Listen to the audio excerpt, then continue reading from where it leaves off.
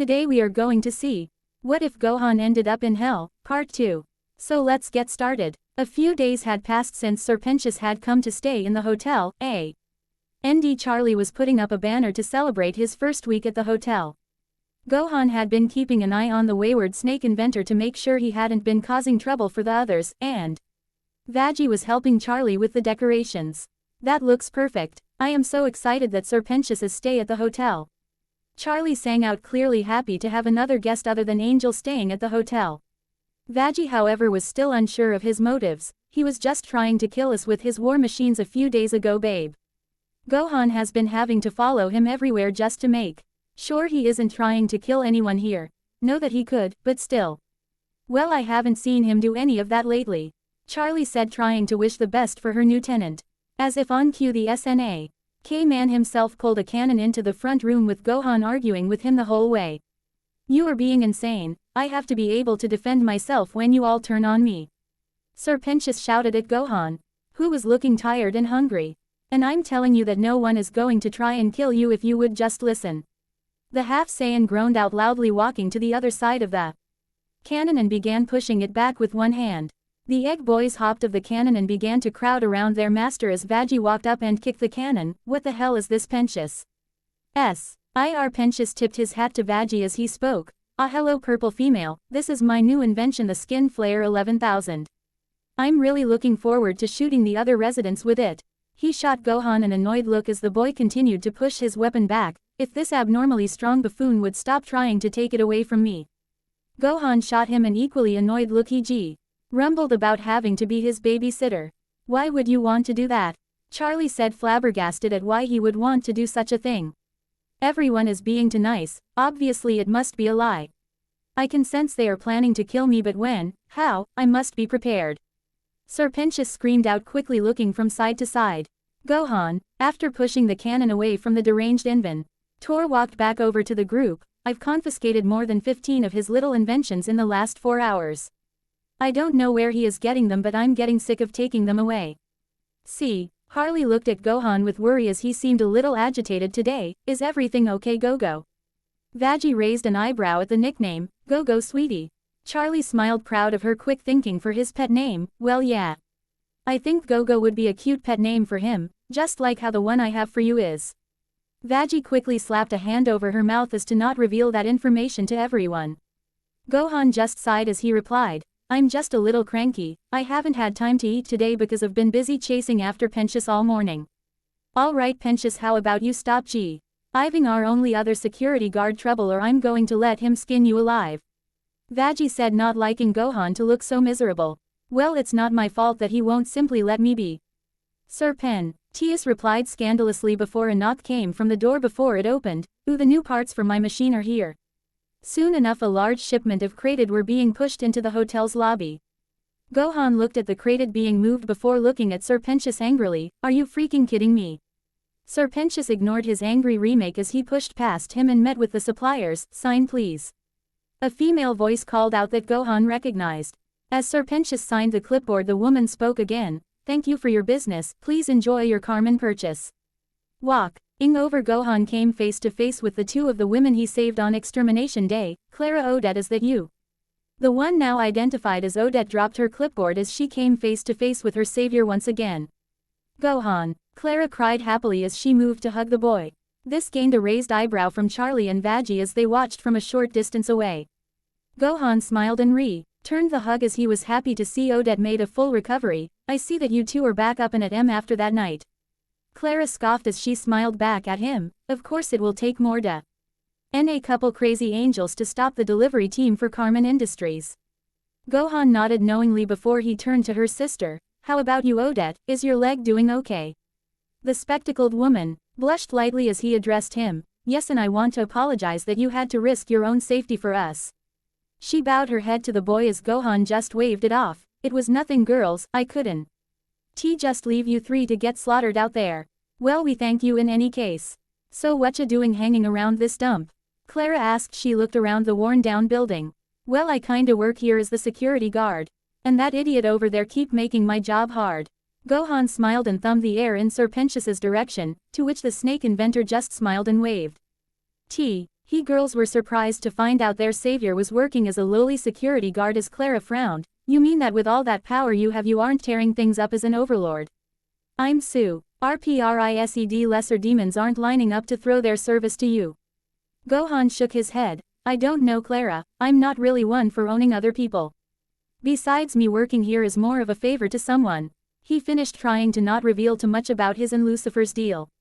Odette finally decided to pipe up as she fixed the glasses on her face. Your abilities would be much better utilized helping Mother than at this tacky hotel.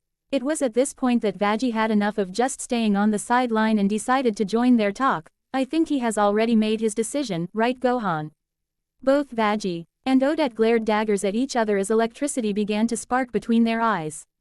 Both Clara and Charlie had to move between the two to break them up before a fight. Tea started as Gohan just looked at the two confusedly. After the two had been properly separated, both Charlie and Clara shared a smile with each other as they could sense the jealousy between their partners. Well Gohan, we have a meeting that we can't afford to miss, but if you ever get some free time feel free to come and visit us back at home. I'm sure Mother would love to meet you again, you know, without our lives being on the line. Clara laughed as her sister nodded. Gohan smiled as he nodded at the girls. I'll try to plan for a visit real soon, tell her I said hello. Both girls smiled as they turned to leave, with Odette stopping for a moment to shoot a glance at Gohan with a small blush on her face. As the door shut, Veggie quickly whipped around on Serpentius. You've been buying weapons from an overlord. Of course she's the top weapons dealer in hell. Serpentius shrugged as he began to move his new purchases across the room. Veggie quickly moved to block his path and grab the cart full of purchases from him. All right, that stops right now. You cannot build weapons inside of this hotel. No one is trying to kill you and they are being nice to you because they want you to feel welcome. Pentius looked around the room and was met by middle fingers from Husk and Angel, while Nifty gave him a teethy smile, and Gohan just gave him a blank look. I have my doubts. Cr. Crossing her arms, Veggie dryly replied. Well, it's true, you have to trust us. But I don't, Pentius replied, not believing that they genuinely wanted to help him. Charlie smiled as this gave her an id. Aya, why don't we focus on that for today's activities? Not before we say ground rules. No more building weapons, no more plotting against other guests, and you need to get rid of these things.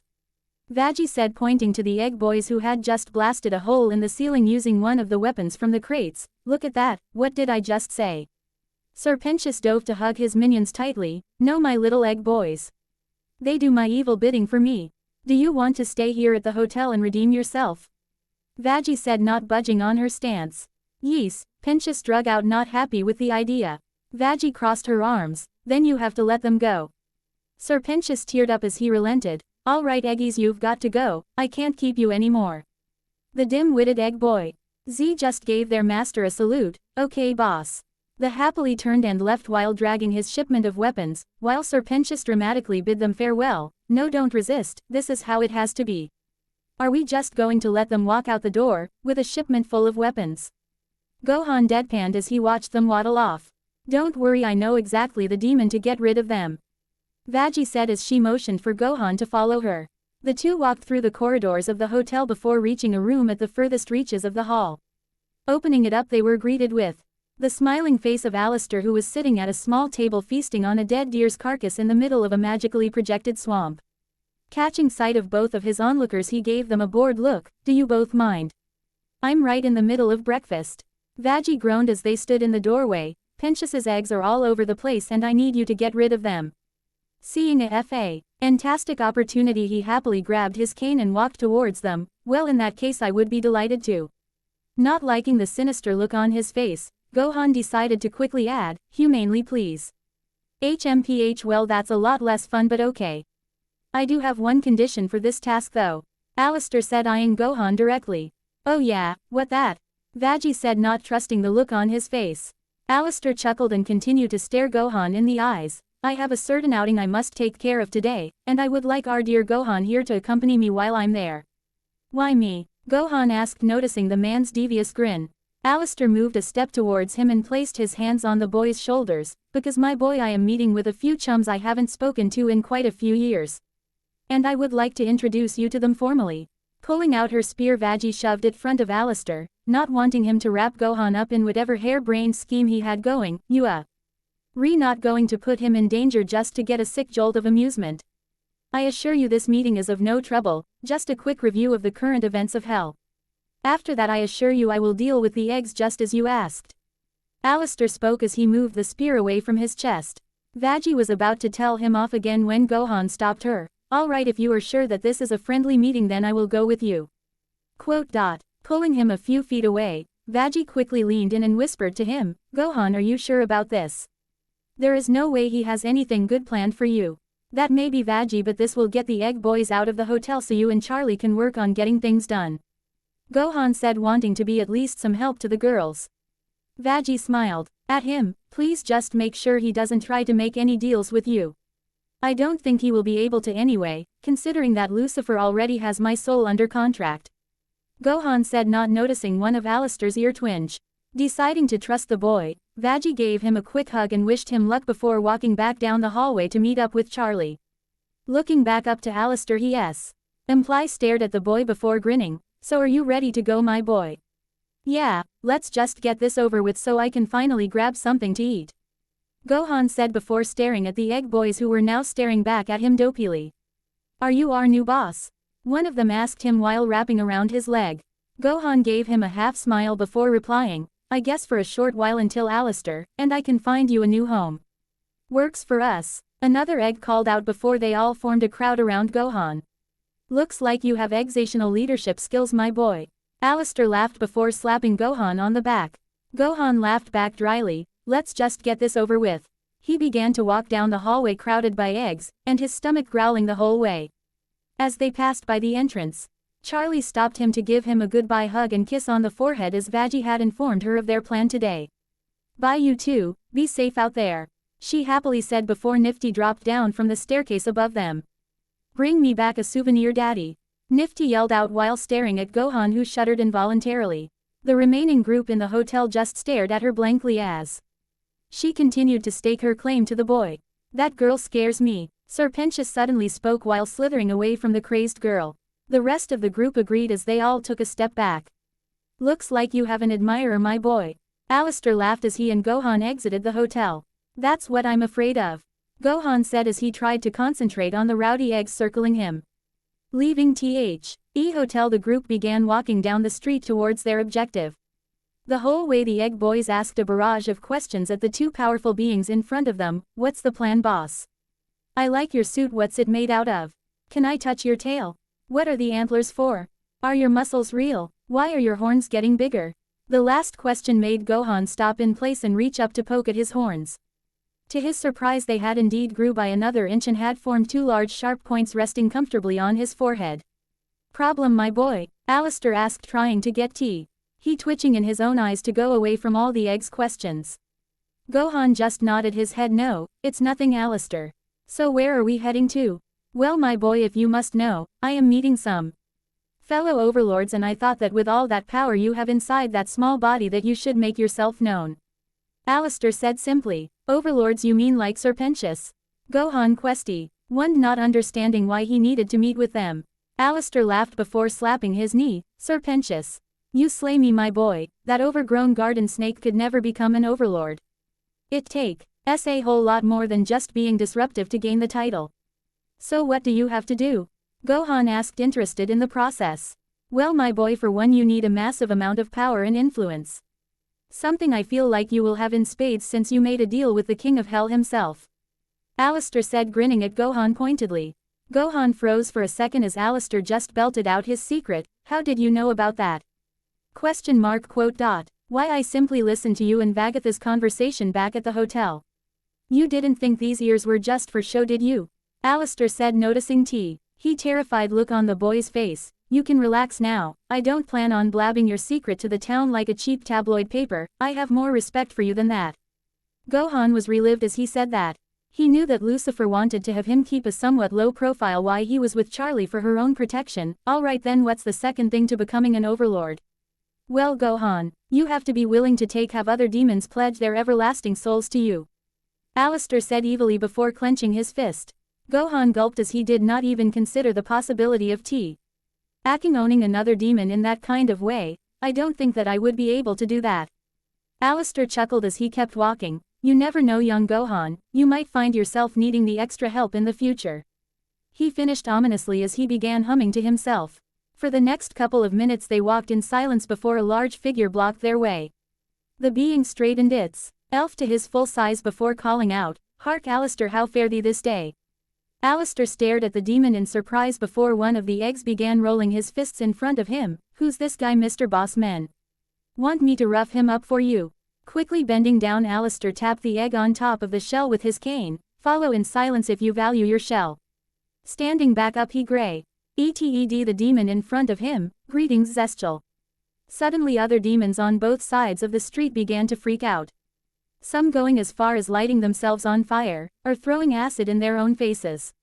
Not caring about the lesser demons making a show of themselves, Zestial began to merrily reply to his fellow overlord, "Ah, the weather doth become this fine day." Smiling widely, Alistair agreed with him, "Indeed. Looks like we might have some acid rain this afternoon." Zestial grinned, "If our luck doth hold. I do revel in the screams. How art thou? It has been an age since thou hath graced us with thy presence. And who doth thou bring in tow?" "I have been just peachy, my friend. I just took a well-earned sabbatical. Nothing serious. I'm just bringing my new friend here along as He would become a good candidate for overlord," Alistair said, stopping to adjust his tie. Moving in front of the boy, Zestial took an intimidating pose and introduced himself. "Hark, 'tis a pleasure to make your acquaintance, child. I am Zestial." Gohan just looked up at him for a second before raising his hand up. "Hi, I'm Gohan." Zestial looked at him in surprise before shaking his hand. "Didst thou not fear me, boy? Others wouldst throw thyself from the nearest heights, just for being in my mere presence." "Not really, but I don't really scare easily in the first place," Gohan said as Alistair softly giggled. "If Alistair did give his endorsement to your abilities, then it is of no wonder that you have little to fear," Zestial said. Alistair decided to chime back in agreement. "Isn't he just the darndest thing? This boy has power in spades, and an iron will. Surely after he claims his first soul he will be worthy of joining our little group." Zestial was surprised that Alistair was back. "King One who had not yet claimed his first soul. Whilst I applaud your diligence, it is not up to I alone to decide his worthiness." "Fair enough. Come along, Gohan, we can't keep the others waiting." Alistair spoke as he and Zestial walked side by side, with Gohan and the eggs taking up the rear. "So Alistair, things have changed in thou's absence. Some hath even spun wild tales of you falling to holy arms." Zestial spoke, trying to get Alistair to reveal where he had been. Alistair grinned. "People can say whatever they want about me, but it is fun to keep everyone on their toes. There too hath been rumor of thy involvement with the princess, and her recent flight of fancy. Tell me, how dost thou fall in such folly?" Zestial spoke while throwing up his cloak again. Alistair grinned, dropped only slightly as he twirled his cane. "That is for me to know. But please do guess, I'd like to know the theories. 'T would be grander folly by far to assume the working of your mind, Alistair. Thou been naught but an enigma since thy manifested in this realm." Zestial spoke, sounding between a mix of an insult and a compliment. "Coming from someone as ancient as you, I take that as quite the compliment." Alistair spoke, showing that he didn't care for small jabs against him. Suddenly they all came up to a building that Gohan recognized from a few nights before. "Isn't this where Carmilla lives?" Zestial raised an eye at the boy's question. "How doth thou know of my dearest friend Carmilla?" "Well, a few nights ago on Extermination Day I rescued her, and her daughters from a squad of exterminators," Gohan said simply as both Zestial and Alistair looked at him in surprise. "Ah, so thou art the one who Carmilla spoke of so highly. Thou hath my sincerest thanks, boy, for coming to her aid," Zestial said, tipping his hat to show Gohan his thanks. Gohan just nodded back. "They were in need and I couldn't just leave them there," he said, simply getting a strange look from the two. Did thou do to receive eternal damnation down here with that kind of moral acclamation?" Zestial asked. Gohan just sighed. "It's a very long story." Deciding to leave him with their secrets, the prepared to walk into the elevator that led to the upper floors. The egg boys decided to follow them before they were stopped by Alistair's cane barring their entrance. "No, number. I have a very important task for you. Stay here and guard the front until we return," Alistair said, tapping one on top of the shell lightly. The egg boys all saluted him before the elevator doors shut and they began to raise up the tower. Looking up, one of the eggs spotted one of their members beating on the class inside the elevator. "Oh look, Frank is up there."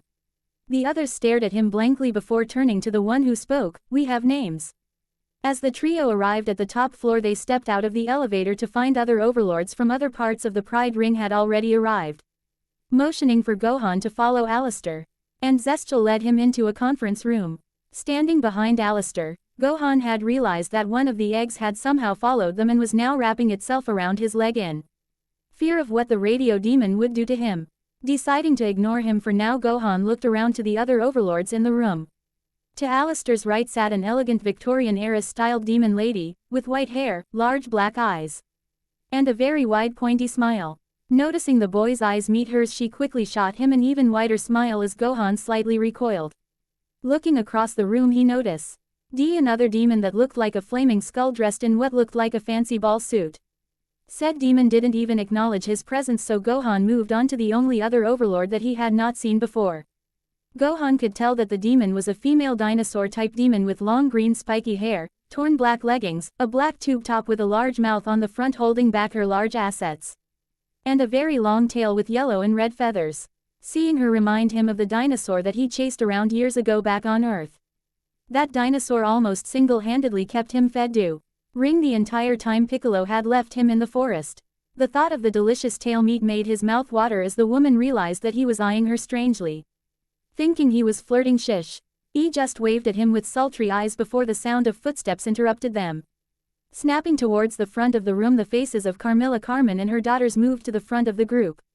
Welcome, Hell Sovereign Overlords. I've invited all of you here because you represent the controlling powers of our city. Together you own millions of souls. Souls at risk with the new extermination schedule.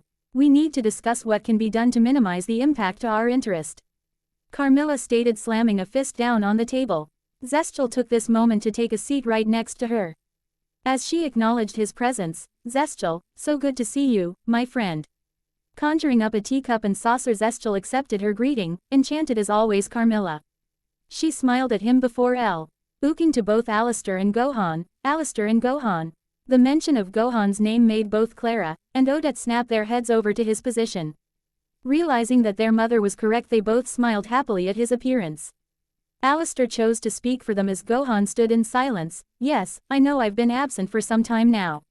I'm sure you've all been wondering. Not really, but back. In any case, I'm more interested to know why Gohan is standing behind you.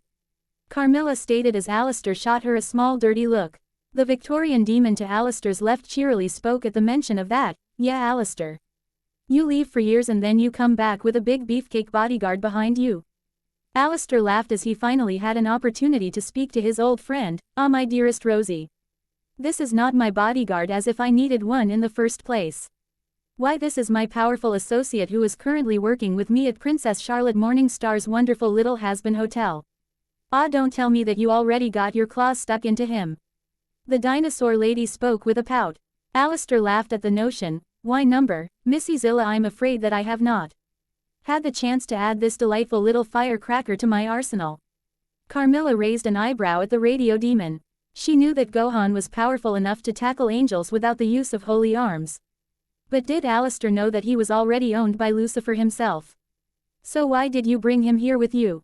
Carmilla asked, wanting to get to the bottom of this mystery. Alistair laughed as he stood and placed an arm on Gohan's shoulder. Well, you see, I'm placing my faith behind Gohan joining our little posse of overlords. Everyone in the room except for Zestial gasped at the information, as they hadn't expected the radio demon himself to want anyone else gaining power that he couldn't control. Under what grounds? Carmilla ground out, thinking that there was an interior motive behind Alistair's request. Well, the boy is plenty powerful, able to knock back wannabe demons who think they are strong enough to take the title, but also doesn't shrink down in the face of those who are clearly terrifying. Isn't that right, Zestial? Alistair laughed while pointing to the overlord who was now sipping his tea. Placing his cup back down on the saucer, Zestial smiled. The boy showed no fear when I made myself known to him. Not to mention his aura, while expertly hidden, is a frightening thing to sense. Looking knowingly over to Gohan, he continued, that being said, the boy doth not hath a soul count of thine own. He will need to at least begin his journey with at least one, before I can give mine own approval. Gohan did not understand why Alistair wanted him join their group as he whispered to the man, Alistair, why do I need to become an overlord? Leaning over so no one else would hear, Alistair whispered back, trust me, Gohan, this will open up so many opportunities for you. We can deal with the soul later.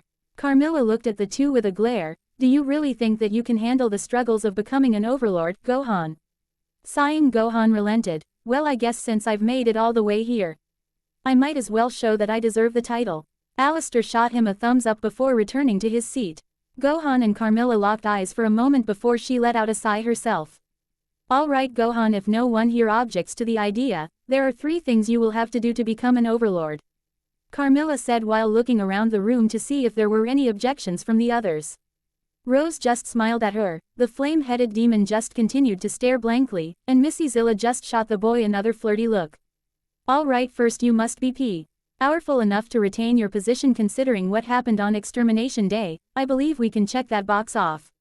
Carmilla started getting a giggle from Clara while Odette just shook her head from embarrassment. Second, as Zestial stated, you must collect demon souls using deals to grow your influence in hell. We will give you some time to obtain your first soul, but rest assured this is not an optional part of the job. Gohan realized that Carmilla was telling him this as a warning. Admittedly, this was the one step that Gohan didn't believe he could actually complete, but he was still determined to try, hoping that in some way this could be of use to Charlie. Finally, you must obtain your own territory to control. There are quite a few empty districts now that the extermination is over. I suggest you try to gain control of one of them, and accomplish your second goal at the same time. She finished as Odette quickly passed him a list of the empty district that didn't lie within control. The two shared a soft smile with each other, as Missy Zilla began growling lightly, how come you give him advice when I had to do everything by myself? Looking at her with a deadpan expression, Carmilla simply spoke, he saved me so I'll help him. When you were coming up you were nothing but a loudmouth brat. You know what, I can't argue with you there, Missy said as she dropped back down into her seat. Calm down, you've gotten way better at being tolerable in the last few years, Carita. Carmilla smiled at her. I'll love you too, bitch. Missy Zilla laughed as she leaned back and placed her legs up on the table. Zestial smiled at the humorous dialogue between the two. Dearest Carmilla, I do believe we must get to the heart of this meeting. Carmilla nodded as she turned serious again. Quite right. We are losing more and more people every extermination, and with the schedule being turned back to 6 months we are set to lose a lot more. If we are to survive the coming years we must. She was cut off by the doors to the room being kicked open and the loud voice of their final member walked into the room on the phone. They all looked as the self-proclaimed backbone of the V's loudly spoke to announce her arrival. Yes, I've got it handled, Vox. Are you doubting me? Really? Me? That's what I thought. Velvet laughed as she leaned on an empty chair. Yes, I know. They're all a joke. Thank you, V. See you soon. Carmilla was not amused by Velvet's late arrival as she stared at the girl. Nice of you to join us, Velvet. Will your colleagues be joining? No, they have better shit to do than to listen to an old windbag who thinks she tough shit. I'm simply here to represent. Velvet laughed while pulling out her phone to place unflattering emojis on a picture of Carmilla. Charming. So as I was saying, we need to discuss. Carmilla was cut off by Velvet raising her hand like a child at school. Yes, Velvet. Velvet simply smiled as she looked around smugly. On the subject of discussion, she quickly threw a head onto the table that both Gohan and Carmilla recognized. The others gave various sounds of alarm as they all stared at the decapitated angel head in front of them, with Alistair even calling it tasty. Where did you get that? Carmilla spoke with a small amount of venom. We found it during Extermination Day. If these holy rollers can be killed, then the game is changed. Velvet spoke looking proud of herself. We can take the fight to them. The boys and I have come up with a full assault plan. Zestial chose to interrupt her by slurping his tea rather loudly. If it be true thee and thy colleagues desire to war, with such meager proof, thou art far more foolish than I bethought. Velvet stomped her foot at his reasoning. Meager proof? It's a dead fucking exorcist. I'd say that's pretty fucking definitive. What, you going blind, old man? We know not how this perished. Mayhaps 'twas not by a demon's hand at all. If we rush to war without knowing, mightn't they purge all of hell for daring an uprising? Zestial said, slamming his fist down onto the table. All the other overlords agreed between themselves. Velvet noticed Gohan and Carmilla sharing a troubled look between themselves. Smiling to herself, she knew they had to be involved in the killing of this angel. Smiling widely, she decided to see how far she could push things. Oh, I get it. So Grandpa is too pussy to fight, so I guess there is just no point, right? Velvet teased Zestial as he narrowed his multiple eyes dangerously at the girl. Oh, what's the matter, Fossil? Too senile to make a real power grab for? She was cut off by Carmilla. You had better show some respect, you little brat. No one speaks to Zestial that way. Oh, what's wrong? Carmilla, scared to get your hands dirty? Or maybe you know something that we don't know about the angel? Velvet said accusingly, trying to infuriate the woman into making a mistake. What are you trying to say? Carmilla yelled in fury. When I pulled out the angel's head, your wrinkled face turned red while you were sharing glances with the new guy. So is there something you and him want to tell the rest of us? Velvet said, getting into Carmilla's face. This meeting's over, Carmilla said, growling viciously at the woman. Her and Velvet stared each other down for a while as alas. Tor laughed. Well, that was a productive meeting. Finally backing down, Velvet smirked as she walked to the door. Fine.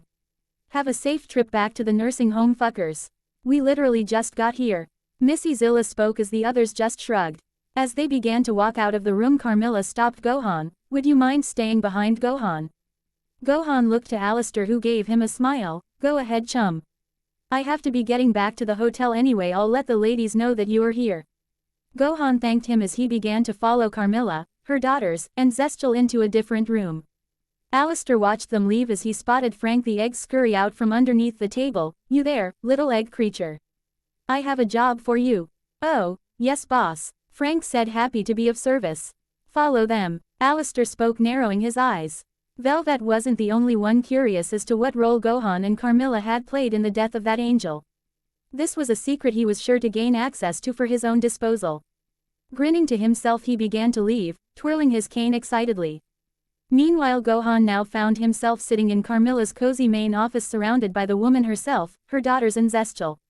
Taking her seat across from the boy, Carmilla sighed as she swirled a glass of wine around in her hand. You are really becoming an enigma, Gohan.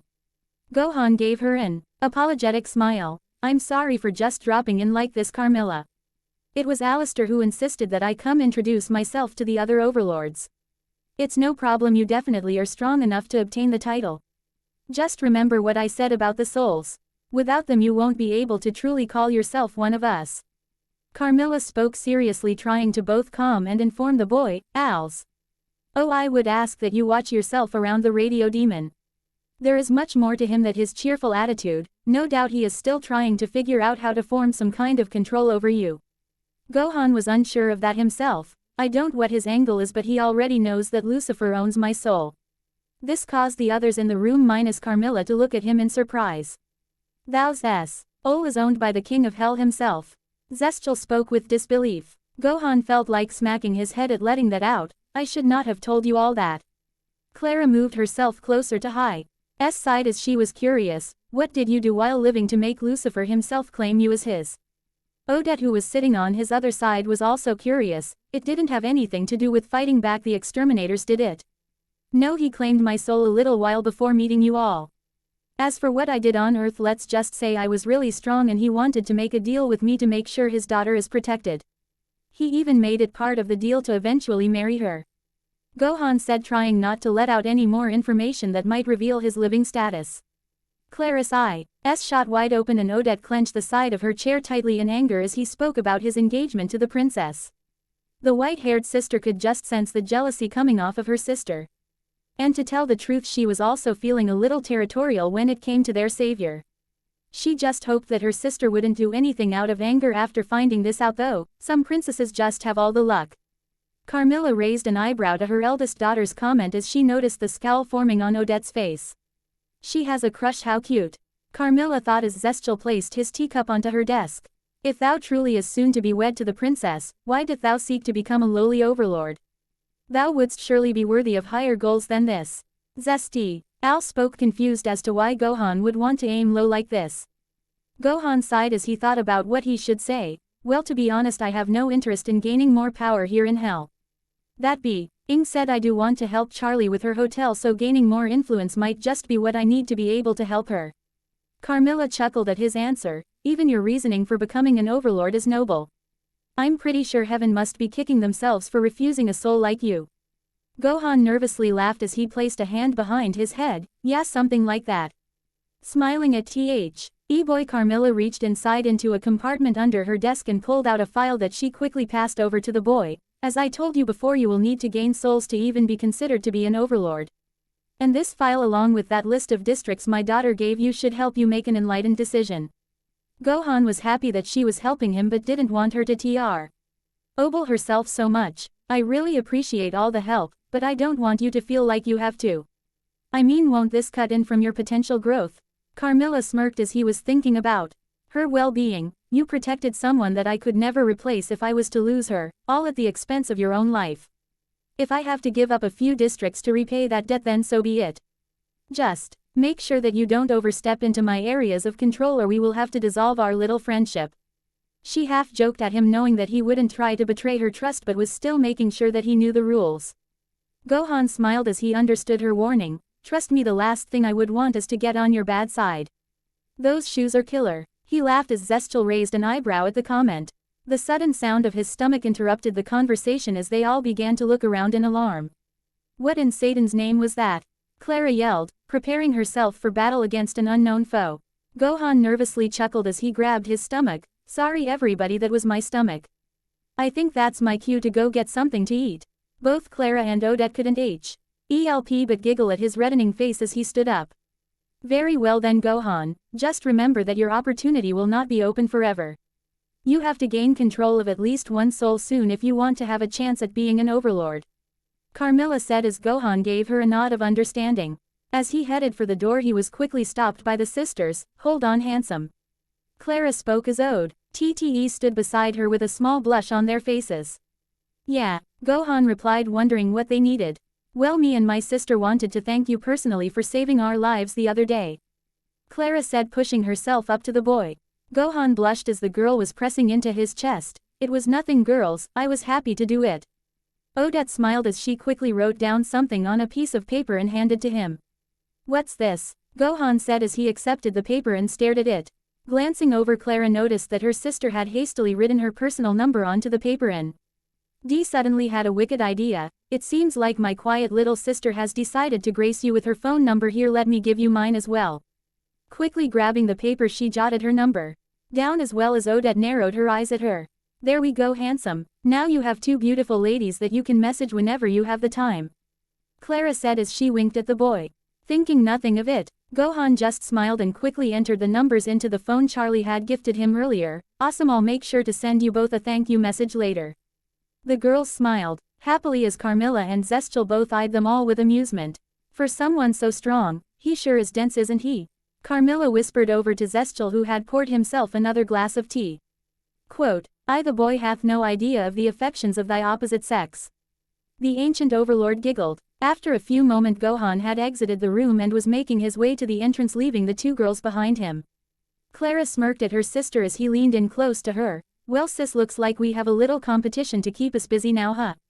Odette looked at her with a deadpan expression. What do you mean? Oh come on sis, you can't fool me. I saw how angry you got when he mentioned he was engaged to the princess. The way I see it though is that a guy like that is too much for one girl to handle. So we have to try and win his favor. Clara smiled as she spoke. Odette was confused at her last sentence. What do you mean we? Exactly what I said sis.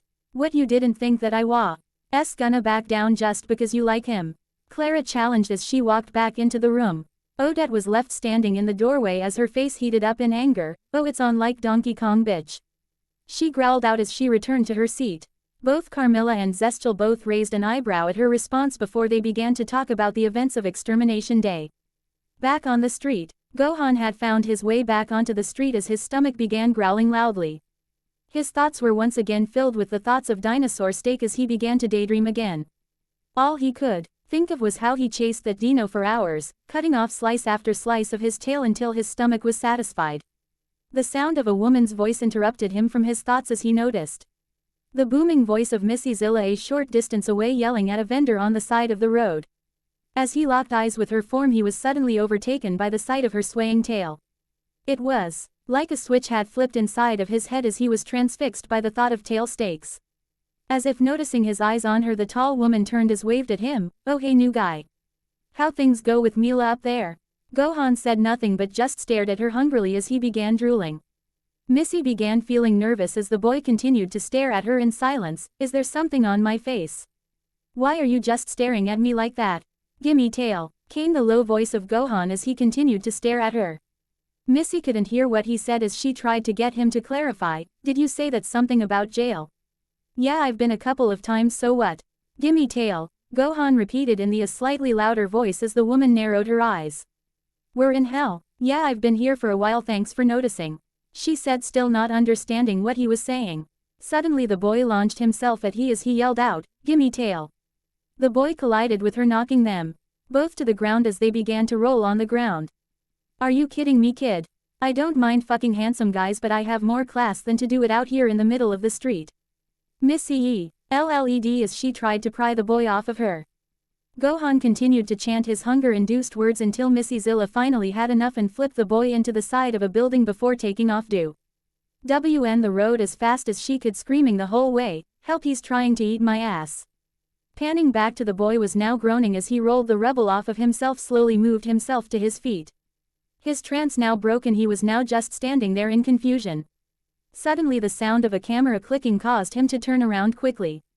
Standing there with a wicked smile stood Velvet WHO was now holding up her phone while zooming into his face. "Say cheese, gorgeous."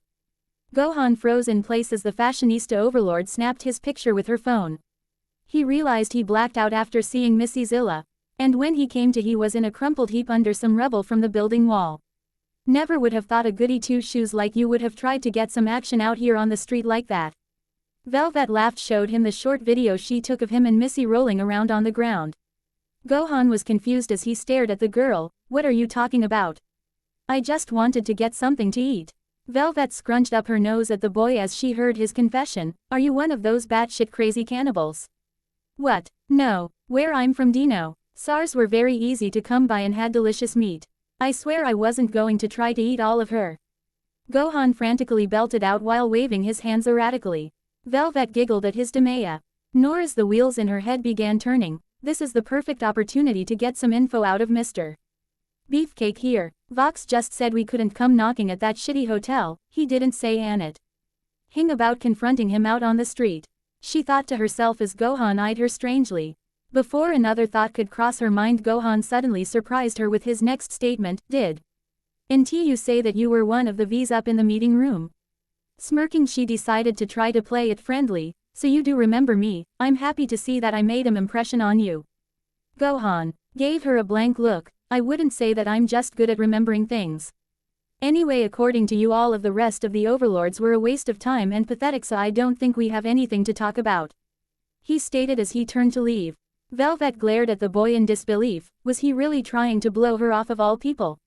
Quickly moving in front of him, she tried to stop him from leaving. "Wait just a minute, let's not be too hasty," she spoke quickly, trying to convince the boy. "While it is true that I find all of the pretentious pricks to be all washed up has-beens, sorry for the pun, I am rather interested in you and how strong you are." Gohan quickly stopped her with a raised hand and gave her an annoyed look. "Let me take a wild guess. You and your partners somehow what I did with those angels and want to add me to your assets so you can take over more of the Pride Ring. Am I right on the money?"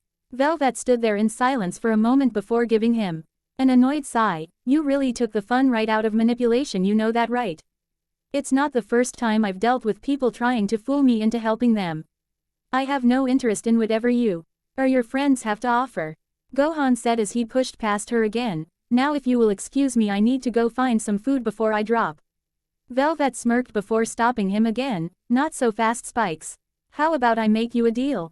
You walk with me for a while, and I don't post this video all over social media." "Why would I care about that? I don't use social media and I don't have an interest in it in the first place," Gohan said, confused about why she would think he would care about the video being shown to others in hell. Swinging around, she wrapped her hands onto his shoulders as she whispered in his ear. "You might not care, but just imagine what kind of bad press it would do to the princess's hotel." Gohan's eyes widened as she brought up the hotel. The last thing Gohan ever wanted to do was ruin Charlie's reputation because he couldn't control his stomach. Sighing deeply, Gohan relented. Fine. But I'm not making any deals with you during this time." Velvet pumped a fist in the air in victory as she got what she wanted. "See, that wasn't so hard, was it, sweetness? And just to show that I mean no harm, I'll even pay for lunch for us both." Sighing, Gohan just followed the woman as she pulled him by the hand down the street. "Veggie and Charlie are going to kill me for this," he muttered under his breath as the woman in front of him just giggled to herself.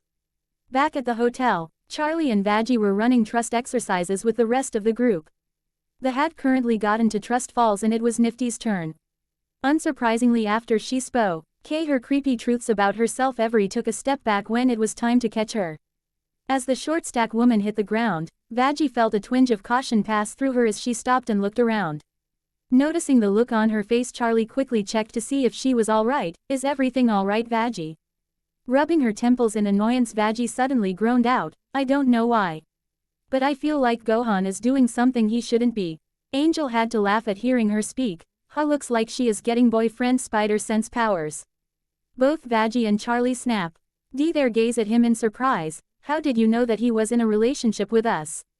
The both of them snapped as the others just looked at them with unimpressed faces. Well, for one, he sleeps in the same room. And I assume the same bed as you both. And I highly doubt he sleeps at the foot of your bed. I think it's safe to say you three got some kinky love triangle going on. Angel said, grinning at the women's cherry red faces. Husk just groaned as he agreed. As much as I hate to say it, he has a point. You expect us to believe something isn't going on there. Nifty just happily hopped in place. Ooh, if there is an open space, can I join please? I wanna stay in the same room as the bad boy. Both women didn't know what to say as they just stared at the psychotic little demon. No, I refuse to believe that someone with dear Gohan's honor would sully another couple's sanctity like that. Serpentius hissed as he was still rooted in old-fashioned aspects of relationships. He was fully aware that same-sex couples were now a normal thing, but his mind could not process the concept of polyamory. Angel Dust just scoffed at the snake man. You really didn't date much when you were alive, did you? I'll have you know that I was a rather exceptional bachelor when I was alive. I just couldn't find the right one who understands what an evil genius such as myself requires. See, Serpentius dramatically spoke, placing the back of his hand on his head and dropping sadly. Got it, so you were a virgin, and a loser. Angel Dust said, quickly dodging Serpentius's tail as it lashed out at him. Cutting back over to Veggie, she just couldn't get the boy off her mind. I just get the feeling that he is in danger. Charlie smiled at her sympathetically before pulling out her phone. How about we give him a call if you are so worried? Veggie smiled before taking the phone from her. Thanks, babe. Honestly, seeing Veggie warm up to and constantly be concerned for Gohan made Charlie feel great inside. It made her feel less shitty about the whole arranged marriage situation. Maybe if they tried hard enough they could really become a real functioning trio. Veggie began dialing numbers to Gohan's cell before clicking the speaker button so Charlie would be able to hear him as well. Back with Gohan, both Gohan and Velvet continued their walk down the streets of the city. The various demons eyed the pair suspiciously. It was not enough that a new strange-looking demon was walking like he didn't have a care in the world, but he was also being accompanied by one of the most influential sinner demons in hell. What's everyone staring at? Gohan asked, not liking the sudden attention. Velvet snorted as she continued her stroll. They're probably just jealous that the hottest pieces of ass that's ever graced hell are walking down the street together. Gohan blushed as she addressed him in such a way. I don't know about all of that, he said, while trying to take his mind off the prying eyes. Suddenly he felt his phone vibrate in his pocket. Stopping on the side of the street, he pulled at his phone and saw Charlie's name light up. I'm guessing you should take that, gorgeous. The princess might bite your head off if you ignore her. Velvet teased as she leaned on a streetlight post. Gohan just nodded as he answered the phone. Hello. Gohan, it's us. Is everything going okay? Came the voice of Veggie on the other side. Happy to hear her voice, Gohan quickly replied. Yeah, I think everything is going okay for right now. The sudden voice of Rlie also piped up as well. We were just worried about how things were going since you left the hotel. Is Alistair still with you? Gohan looked at Velvet, who gave him a wave and decided to choose his words carefully. No, Alistair left me about an hour ago. I think he is trying to find out what to do about the egg boys. He left you on your own. Veggie screeched, unhappy at their business partner for leaving him on his own. Well, not exactly. I kinda met someone who was interested in showing me around the city for a little while. Gohan spoke, knowing it was probably best not to mention Velvet by name. Did you make a new friend? Charlie spoke in a cutesy voice, making Velvet giggle as she could hear the conversation. Gohan sighed. You could say that, I guess. Veggie picked up and his apprehension. This guy's not giving you any trouble, is he? Not really. She really hasn't done anything yet, but I'm sure I can handle it if she tries anything funny. Gohan said as Velvet shot him a mock-offended look. A girl? ? Quote. Both women spoke as Gohan realized his mistake.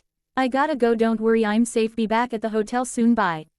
Gohan said, quickly hanging up and dropping the phone quickly into his pocket. Velvet just laughed and quickly punched him lightly in the arm. Looks like the beefcake is in trouble. Gohan frowned at her as he was quickly growing weary of the day. This is your fault, you know. If you weren't blackmailing me, I wouldn't have had to tell her that I was with a girl. Velvet just shrugged as she smiled at him. Calm down, Spiky, I'll make it up to you. We are just 2 streets away from a restaurant I've been wanting to try. Just have a nice meal with me, share some small talk, and then I'll delete the video and let you get back home to your loving banshees. Don't call them that, Gohan said seriously, not liking someone speaking ill of the women who were now his partners. Velvet just waved it off. My bad, I won't say anything else about your lovebirds. Just humor me, won't you? Gohan just huffed and followed her. Oh come on, Spiky, don't look so down about it. Trust me, soon you'll see that I'm not the terrible bitch that you think I am. Velvet said as she put on a fake smile in her head, however she finished the thought with, later you'll see that I'm much worse. Back at the hotel, the gang was currently hiding in the corner of the room with a makeshift barricade as Veggie was now on a warpath. Who the hell flipped her bitch switch? Angel Dust cried out in fear as multiple objects flew past his head and collided with the wall. Husk was using his cards to try to break stuff before it reached them, but the fallen angel was too quick. Whoever caused this needs to fix it. She's running out of blunt objects and moving on to sharp ones. Charlie too was hiding amongst the other, trying to make sense of why Gohan would be spending time with another woman. I think she thinks that Gohan is meeting another woman to cheat on me or her. Or else I don't know. Quote.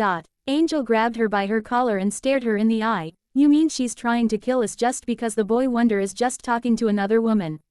Is she fucking crazy? Charlie had to question that herself because even she felt like this was a gross exaggeration of what Gohan's intentions could be. Let's just say Veggie has some unresolved trauma that she needs to work through.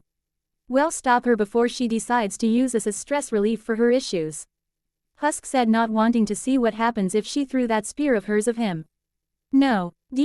Quickly. Charlie quickly pulled herself up from the barricade and moved carefully beside her girlfriend before calling her name, Veggie. What? Veggie yelled out in anger as she continued to throw hotel objects. I know you are angry, but maybe we should just see what Gohan is doing before you just decide that he has betrayed us. Charlie squeaked out as she didn't want to risk infuriating her girlfriend any more than she currently was. Veggie locked eyes with her as she slowly stopped throwing things. Thinking long and hard, Veggie finally calmed herself. You know what, fine. Let's go track him down, and if he is sneaking around with some slutty tramp, I'll murder them both. As Veggie stomped out of the hotel, Charlie looked to the others before she decided to use this as a team building exercise. Alright everyone, we have a new plan. We are going to go out into the town to find Gohan, while we work together in teams. Hopefully when we find him, Veggie will decide not to try to remove his head from his body. As Charlie followed Veggie outside, Angel Dust stood in silence for a moment before he shouted out loud to know in particular, what the fuck is going on with my afterlife? Husk just shrugged as he and Serpentious followed Charlie out of the door. Back with Gohan. Gohan and Velvet had finally managed to reach the restaurant that she had spoke of before. To Gohan's surprise, it looked like a nice and cozy little Chinese buffet. It reminded Gohan of the restaurants his family used to go to when his father would eat all the food and get them kicked out shortly after they arrived. He smiled at those memories of a better time. To be honest, Gohan was surprised that Velvet would be interested in eating at a place like this.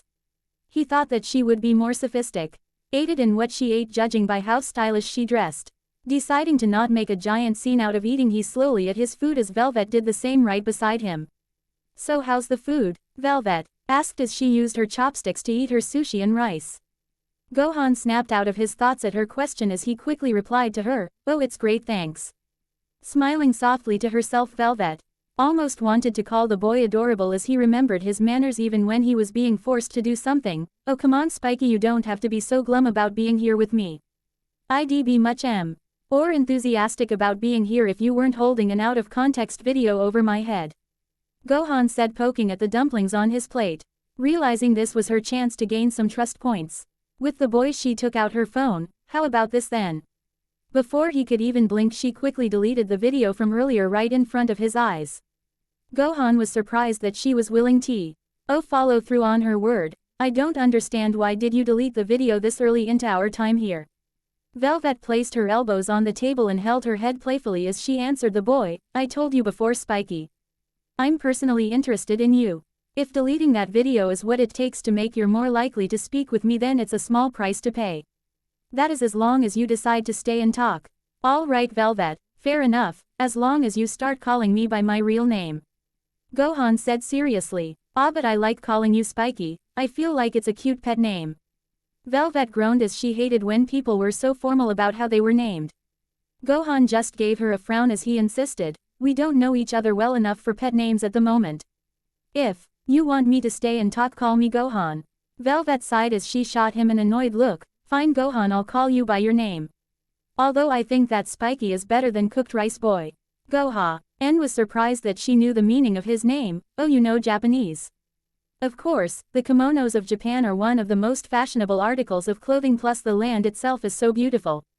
Velvet said, letting her love for fashion and beauty take over temporarily. You know, I do find it highly ironic that we are talking about the Japanese while currently eating Chinese food.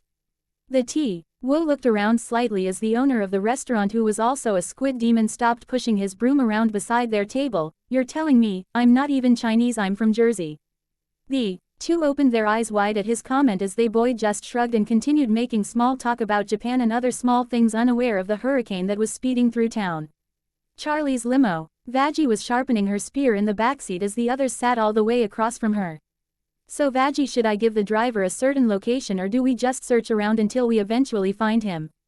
Charlie asked, still not wanting to make any rash decisions about what Gohan could be doing. Oh, I have the perfect place to start looking. Tell the driver to head toward Carmilla Carmine's building. Vaggie growled out. This made Serpentius's eyes bug out. Are you fucking crazy? You just want to walk right up to one of the most influential overlords in hell and interrogate them. Just because you think that the boy might be there. There's no way it's a coincidence that Gohan just happens to have a run-in with them this morning and is now suddenly hanging out with a random girl. I just can't believe I let myself be so stupid as to think he was different. Vaggie angrily said with fire in her eyes. Charlie was quick to try to console her. We don't even know what's going on, sweetie. We should at least find out what's exactly is going on before you try to kill him. Yeah toots, and by the way, don't you think it's a little bit hypocritical to be trying to condemn him for talking to someone else when you two are already an item? Angel Dust stated blankly, not wanting their friend to be treated so negatively over such a small thing. Vaggie flashed him an angry look. You just don't get it, Angel. He has an obligation to fulfill to Charlie. If he is out there just chatting it up with some girls that he barely knows, then it's like he is disgracing her. He's no different than the other guys I've known. Her mind immediately flashed back to Adam and all the insults, gropes, and other misogynistic things he would say or do. But you don't even know. For all you Fu See King know, he could just be making some new friends out on the street after Smiles left him alone. I mean, has he even been out and about by himself since he got here? Angel countered back at her. Arlie thought about it long and hard as she thought about the past week. Gohan himself had been so committed to his position as security that he really didn't even step foot outside of the hotel without a specific reason. She had to admit that if she was confined to a building for more than a few days without time to herself, that she would probably be itching to go explore herself. No, he hasn't. I mean, the last time he even left the house was when he went to try and save the Carmines, and that couldn't have been more than just a couple of hours. Maybe we should at least go to Carmilla herself to see if Gohan has at least been around. Vaggie calmed down slightly as Charlie placed her hand upon hers. Alright, fine, but when we do find him, he better explain just what the hell he has been doing. We will find out soon, sweetie, I promise. Let's just give him the benefit of the doubt. Charlie said, pulling her close. They all sat in silence as the driver soon made his way up to Carmilla's HQ. It didn't take them longer than just stepping out of the vehicle before they realized something was wrong. I think it's safe to say that something went down out here, Husk stated dryly as he pointed to the imprint in the wall. Looking closely, they all realized that it looked like the perfect shape and size to match Gohan's body. So he was here. Vaggie seethed as the anger returned to her. Arlie was prepared to have to calm her down again when a voice called out from behind the group. If it isn't the Princess Parade. Turning around, the group was met by the amused face of Clara, while Odette was starting to scan over the indentation in the wall. So what brings your whole group out to our little building? Before Vaggie could make a snide comment, Serpentius quickly raised his two okay of his hat and addressed the two. Good evening, ladies. He hissed as he bowed. We are currently searching for the whereabouts of the young Gohan. We fear he may have gotten himself in a small amount of trouble. This caused Odette's eyes to widen in concern as she spoke. The radio demon Alistair brought him to our overlord meeting earlier today, as a future candidate. After it ended he spoke about going to find some food. Are you telling me he never returned home? Charlie and Veggie could instantly see the worry in her eyes and realized that Gohan definitely wasn't hiding here with them. I should have known that fucking shitlord would have brought him to something like this. Veggie growled, running her hands through her own hair and clenching her scalp. Clara began looking around or anything that she could use an indicator to find their friend. Looking up she realized that one of their security cameras was just about in reach of that spot and could easily show them a clearer picture about what happened. That camera should show us exactly what happened. Come with us and we will check the feed, Clara said, motioning for the others to follow her. Soon the gang found themselves into a security control room, staring at a large screen that showed different parts of the building during the day. Every camera in the building runs their footage straight into this room. This should give us a clear idea about what happened to him after he left, Odette stated as she began typing into the keyboard in front of her. After focusing on the camera right outside the building she quickly rewound the video to the point where Gohan exited the building. There's our man, Angel Dust called out as the video showed Gohan stepping out onto the street but then began to stare at Missy Zilla standing a short distance away. Yeah, that's him, but what is he doing? Veggie asked as they watched Gohan suddenly take a flying leap at the dinosaur lady. What the hell did she do to make him react like that? Charlie said, confused as to why Gohan would randomly attack someone. Clara thought for a moment before snapping her finger at her sister. Sis, rewind it to just before he attacked, and try to sync up the audio. Without saying a word, Odette quickly did as she was told and rewound the video once again. They all watched closer this time as Gohan started shouting his battle cry about, "Gimme tail," before tackling the tall lady.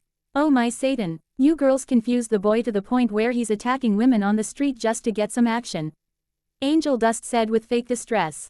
Veggie kicked him in the side, knocking him down. Shut up, you idiot. Charlie thought for a moment before she suddenly remembered what Gohan had told them before. Gohan told us a story before about acing down a dinosaur when he was younger to eat some of its tail meat to survive. What are the odds that he got so hungry that he blacked out and tackled her because she reminded him of the dinosaur? They all stared at her strangely as she stated this out loud. What in the fuck has Muscles been through in his life to have to be eating dinosaurs to survive? Angel Dust said as he picked himself off the ground. I don't want to blab about his life without him okaying it, guys. But Veggie, that means that you were wrong about what he was doing, Charlie said, placing her hands on Veggie's shoulders. Veggie felt a small amount of shame as she couldn't believe that she accused him so easily after confiding in her about his past. Maybe was right, she did have a problem. I know, sweetie, I owe him the biggest apology whenever we find him, she said sadly. The two girls smiled at each other as Odette interrupted their moment. You two might wanna see this. Staring back up at the screen, they watched as a new person stepped into the camera's boundaries. Said person began snapping pictures and taking videos with her phone as Gohan was flung into the building by Missy Zilla. Who was that? Charlie asked, not familiar with the demon in question. Both Clara and Odette scowled as they all watched the person lead Gohan away after showing him the video on her phone. That is a bitch that we both know very well, Clara spoke, crossing her arms angrily, and if Gohan is with her, that it can't be by choice. The other narrowed their eyes at the two before Husk shouted in annoyance, well, you two gonna keep us in the dark forever? Who the fuck is it? Odette began angrily texting her mother as she gritted out her next words. That bitch is one of the V's and our older sister Velvet. Back with Gohan. Gohan and Velvet had continued to make small talk about where he was from back on Earth and different fashionable designs of the country. It was almost as if Velvet had forgotten her mission momentarily and was just acting as if she was on a normal date. So how is the food treating you, darling? You seem to be a little bit more comfortable about time with me here. Velvet's ate, drinking more of the wine she ordered. Gohan chewed another mouthful of food before he swallowed and smiled back. It's great so far. Thanks for buying it for us, even if you had to blackmail me to do it. Velvet suddenly remembered why she was even doing this as she thought about what she should try to get out of him. Don't consider it blackmail, Gohan, just think of it as aggressive friendship. We can call ourselves friends now, right? She began to think that it would be better to play the long game and slowly try to get him to warm up to her instead of force him to stay under her thumb. I don't know Velvet. I would like to make new friends, but I've been warned about UVs trying to manipulate anyone who can bring your more power. Gohan said, looking down at his food. There is more to me than my partner's spic. I mean Gohan. Here, take my number. I promise that I am a good friend to have for more reasons than one. She said while passing him her number she jotted down on a napkin. Gohan thought about it for a second before he relented. Alright Velvet, what's the worst that could happen? Score. Velvet screamed in her head. She knew she was the perfect person to reach out to him. Who knows, maybe if she connected to him enough she would be able to keep him to herself when the V's finally made her move. He was rather handsome after all, and it had been a while since she opened herself to any kind of intimacy. The last few partners she had tried to keep were all killed when Valentino decided to throw a tantrum at her penthouse and slaughter multiple of her workers. The fucking diva. About 30 minutes passed as they continued to just talk about whatever was on their mind before they were approached by two random demons. Hell, sexy lady, what you doing here with this chump? A large muscle-headed demon said, leaning over the table uncomfortably close to Velvet's face. Yeah, I'm sure we could show you a much better time than this little cuck. The second skinnier demon said, laughing while knocking over Gohan's drink. Velvet scowled at the two as she pushed the bigger demon away from her. Get out of my face, you ugly Neanderthal. I have no interest in going anyway with you two morons. Oh come on lady, don't be that way. We are the best a small woman like are going to be able to find. The smaller one said as grabbed her hand trying to kiss it. Before he could make contact, Gohan stood up and grabbed his shoulder. I believe the lady said to get lost. The demon tried to pull Gohan's hand off his shoulder to no avail. Let go of me, you waste of space. Before me and my friend here rip you into pieces. Gohan felt something inside of himself begin whispering into his ear, tear them apart. No one will miss these two weaklings. Gohan show. Okay, his head free of that thought as he flung the demon away from him and across the floor. The bigger demon helped pick his friend off the floor as they both prepared to rush the seemingly disoriented boy. Gohan, look out! Velvet shouted at the boy, getting his attention. At the same time, however, two familiar faces were also sitting across the room. They both turned their heads at the sound of the name and began to watch in interest. As the two demons ran towards the boy with just about no effort, he quickly moved out of the way and roundhouse kicked the larger one into the smaller as the sea followed it onto the ground with pained grunts. The smaller one groaned out as he tried to pull himself out from underneath his friend. Get off of me, Charlie, you weigh a ton. He whimpered out as he shook his friend. Charlie. Charlie. He continued shaking his friend, who was out cold and not moving an inch. Gohan moved closer to him while cracking his knuckles. If I were you, I would take you, friend, and get the hell out of here. If not, I could always show more of what I could do. His horns had lengthened a considerable amount as his eyes turned from the usual black to a blood red. Yes sir. I'm sorry sir. Please forgive us. The small demon said as he tried to drag his friend away as quick as he could. Velvet was impressed at the level of fierceness the boy was currently showing. She thought that he was going to be more on the goody two-shoes side of things instead of a surprise killer. At the same time, she was also kind of touched that he would stand up for her honor instead of leaving her to defend herself, like so many others would have done. I guess I should be thanking you, Gohan, she asked as she stood beside the boy, who was slowly turning back to normal. Quickly jerking his head toward her. She could see his eyes turn back to normal. Huh? For what? Velvet just blinked at him. Hello, you just knocked out two assholes who didn't want to take no for an answer. You just did it 2 seconds ago, don't you remember? Gohan looked around and spotted the demon still trying to pull his friend away. Oh yeah, don't worry about it, Velvet. I just didn't want those guys offending you. Velvet eyed him suspiciously and took note of his change. In any case, thank you. She finished before kissing him on the cheek. I think that's a fair reward for my new hero. Gohan sputtered as she surprised him with that surprise kiss. He didn't have a chance to question why she had done that as suddenly the sound of footsteps got louder behind them.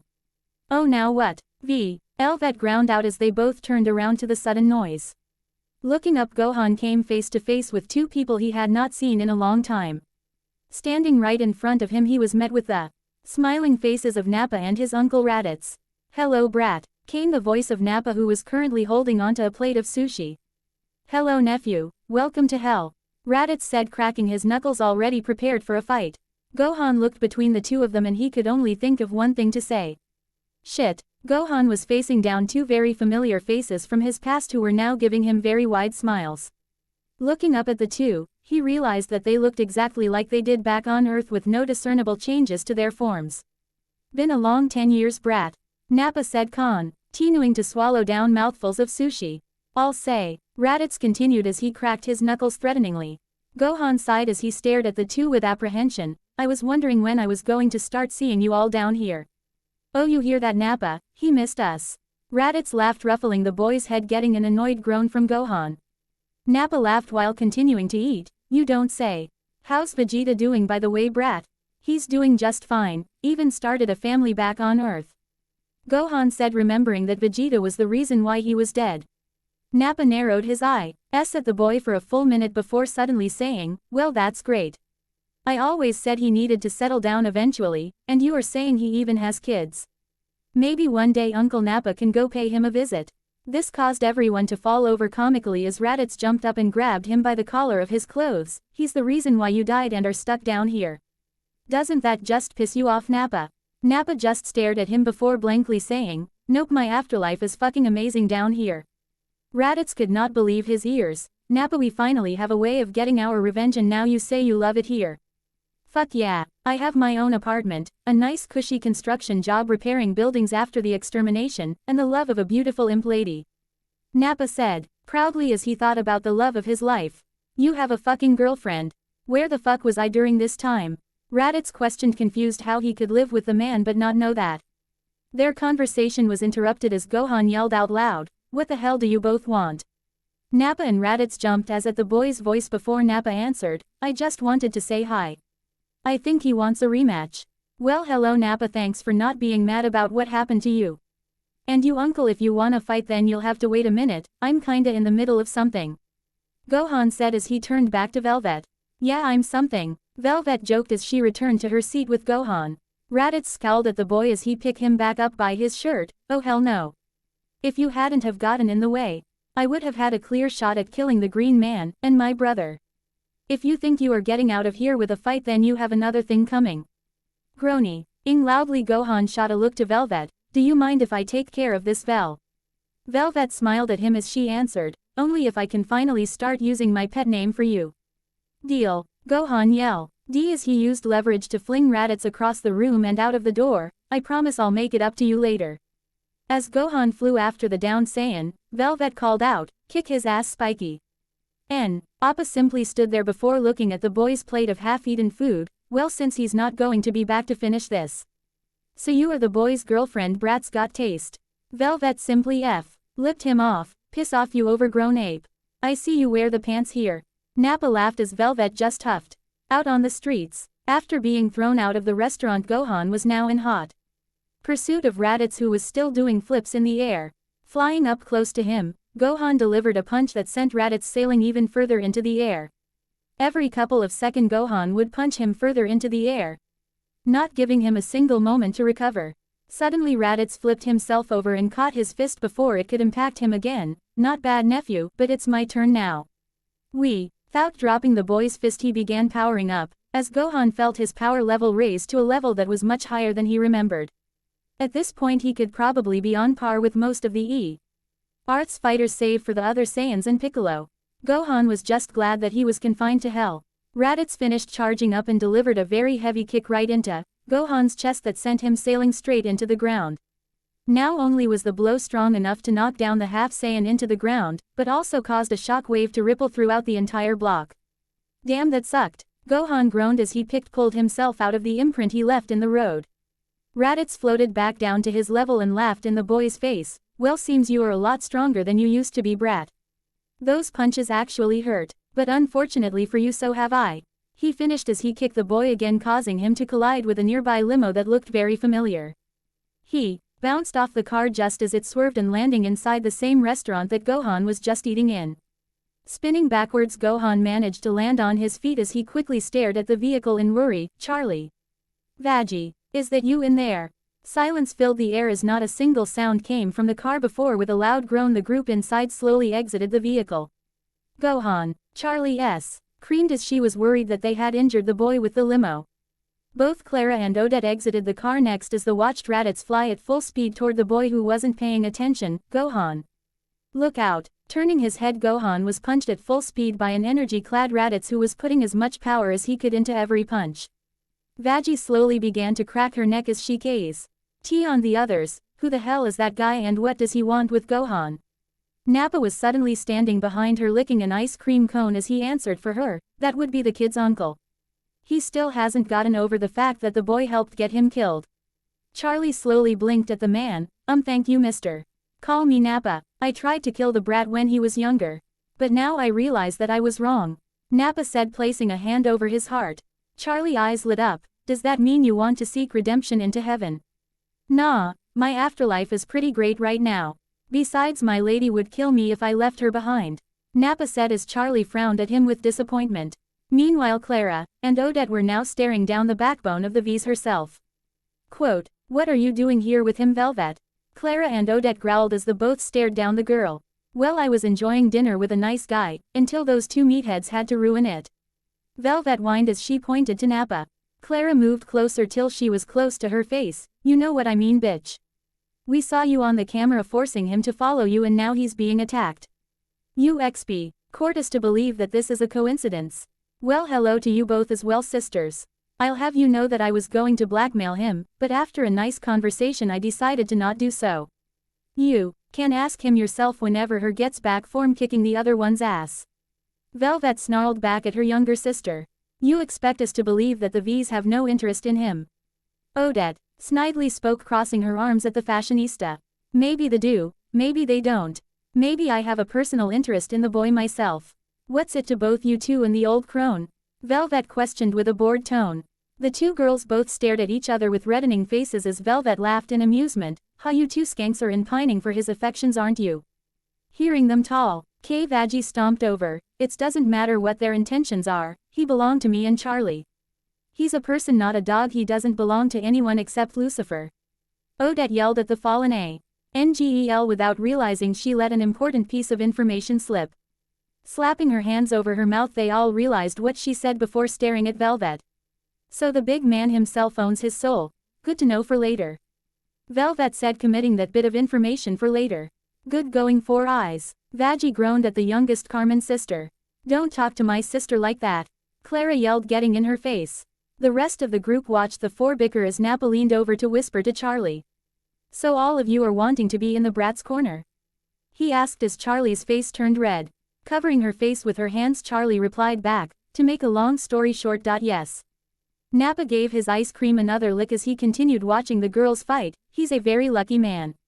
Angel Dust simply stared at the large man. Not as lucky as I could make you. Husk just slapped his own face in disgust as Nappa simply declined. Sorry lady, I already have someone waiting for my love.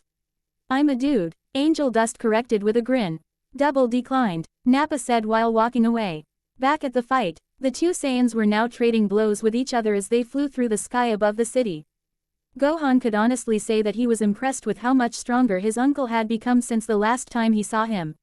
His blows actually stung his body every time he made contact. Deciding to put some distance between the two, Gohan grabbed onto Raditz's leg as he tried to kick him and Dragon swung him as far as he could from him. He watched his body fly through the air and quickly began to charge energy into his hand. Taking aim at the far-off form of his uncle, he threw the ball of ki as hard as he could and focused as the ball exploded as it made contact with him. He floated silently as he tried to notice any form of movement so he could prepare for his next move. The silence made him worried as the mushroom cloud in the distance got smaller and smaller. Suddenly from behind him a knee drove itself into his back, taking him by surprise. That was a nice little volley, boy. Like I said before though, I'm much stronger than I was back then. Raditz saw it, wrapping his arms around Gohan's neck to cut off his airflow. Applying as much pressure as he could, he began using his knee to hammer Gohan in the back, repeatedly letting out all of his anger and rage. This is for causing me to lose that fight. Kneeing Gohan again, he continued screaming, this is for being a whiny little shit. He kept kneeing Gohan in the back as he let all of his anger and frustration over his life's failures. I'm not weak. I'm not a failure. I'm not worthless. Gohan was beginning to feel himself slip into unconsciousness as the blows continued to rain into his back. I have to do something, or I'm gonna die here. He spoke in his head. Thinking fast, Gohan tightened his neck muscles and began drawing power into himself. As Raditz went to deliver another kick, Goha N yelled out in anger as he released a shock wave of energy. This sent Raditz flying back in surprise as Gohan's hair began to stand on end. I need to make sure not to go Super Saiyan here. There's no telling how much damage I could do to the city if I do. At the same time I have to use enough power to down Raditz. Calming himself slightly, Gohan could once again hear the voice from earlier speak. To him, what does it matter if we break this stupid city apart? These fuckers probably deserve the worst kind of death imaginable. Indulge us, and stop hindering us. No, I won't be the cause of any more suffering. Gohan whispered to himself as he tried to keep his cool. The voice laughed deep inside his mind. You'll be the death of us, you fool. Then who will be left to save your little girlfriends from the other demons? Starting to get serious, nephew. I see you also have been doing a lot of training. That power is intoxicating. Raditz said, laughing with excitement. Gohan angrily stared at the man as he calmed himself. Ever since you took me from my dad, my life has been just one battle after another. I hated fighting then, and I still do, but now I realize that if I try to keep myself out of fights, then others pay the price instead. A Saiyan that hates fighting, how laughable. It's in our blood, boy, even if yours is diluted with dirty human blood. You were never going to live without bloodshed. And you're an even bigger fool than your father if you think that it wasn't an inevitability. Raditz yelled as he once again rushed the boy. This time, however, Gohan was red. Why for him as he dodged all of Raditz's strikes before they could make contact with him. While Raditz had him on the back pedal just a few minutes before, Gohan was now expertly dodging every single strike to the man's dismay. Ah, stay still, you little rodent. Raditz screamed in fury as he swung faster and faster. What's wrong, uncle? Don't tell me that my impure blood is more than a match for your superior full-blooded Saiyan might. Gohan laughed arrogantly as he kept zipping around Raditz's punches. Roaring in anger, Raditz put some distance between the two before charging energy in both of his hands. Let's see how you handle this, you bastard. Double Sunday. Raditz fired his signature move at Gohan with every last bit of energy he could muster, hoping to not only kill the boy but to disintegrate every last inch of him. Closer and closer the beam traveled to Gohan before with a loud explosion it connected with the boy and lit up the sky with waves of purple energy.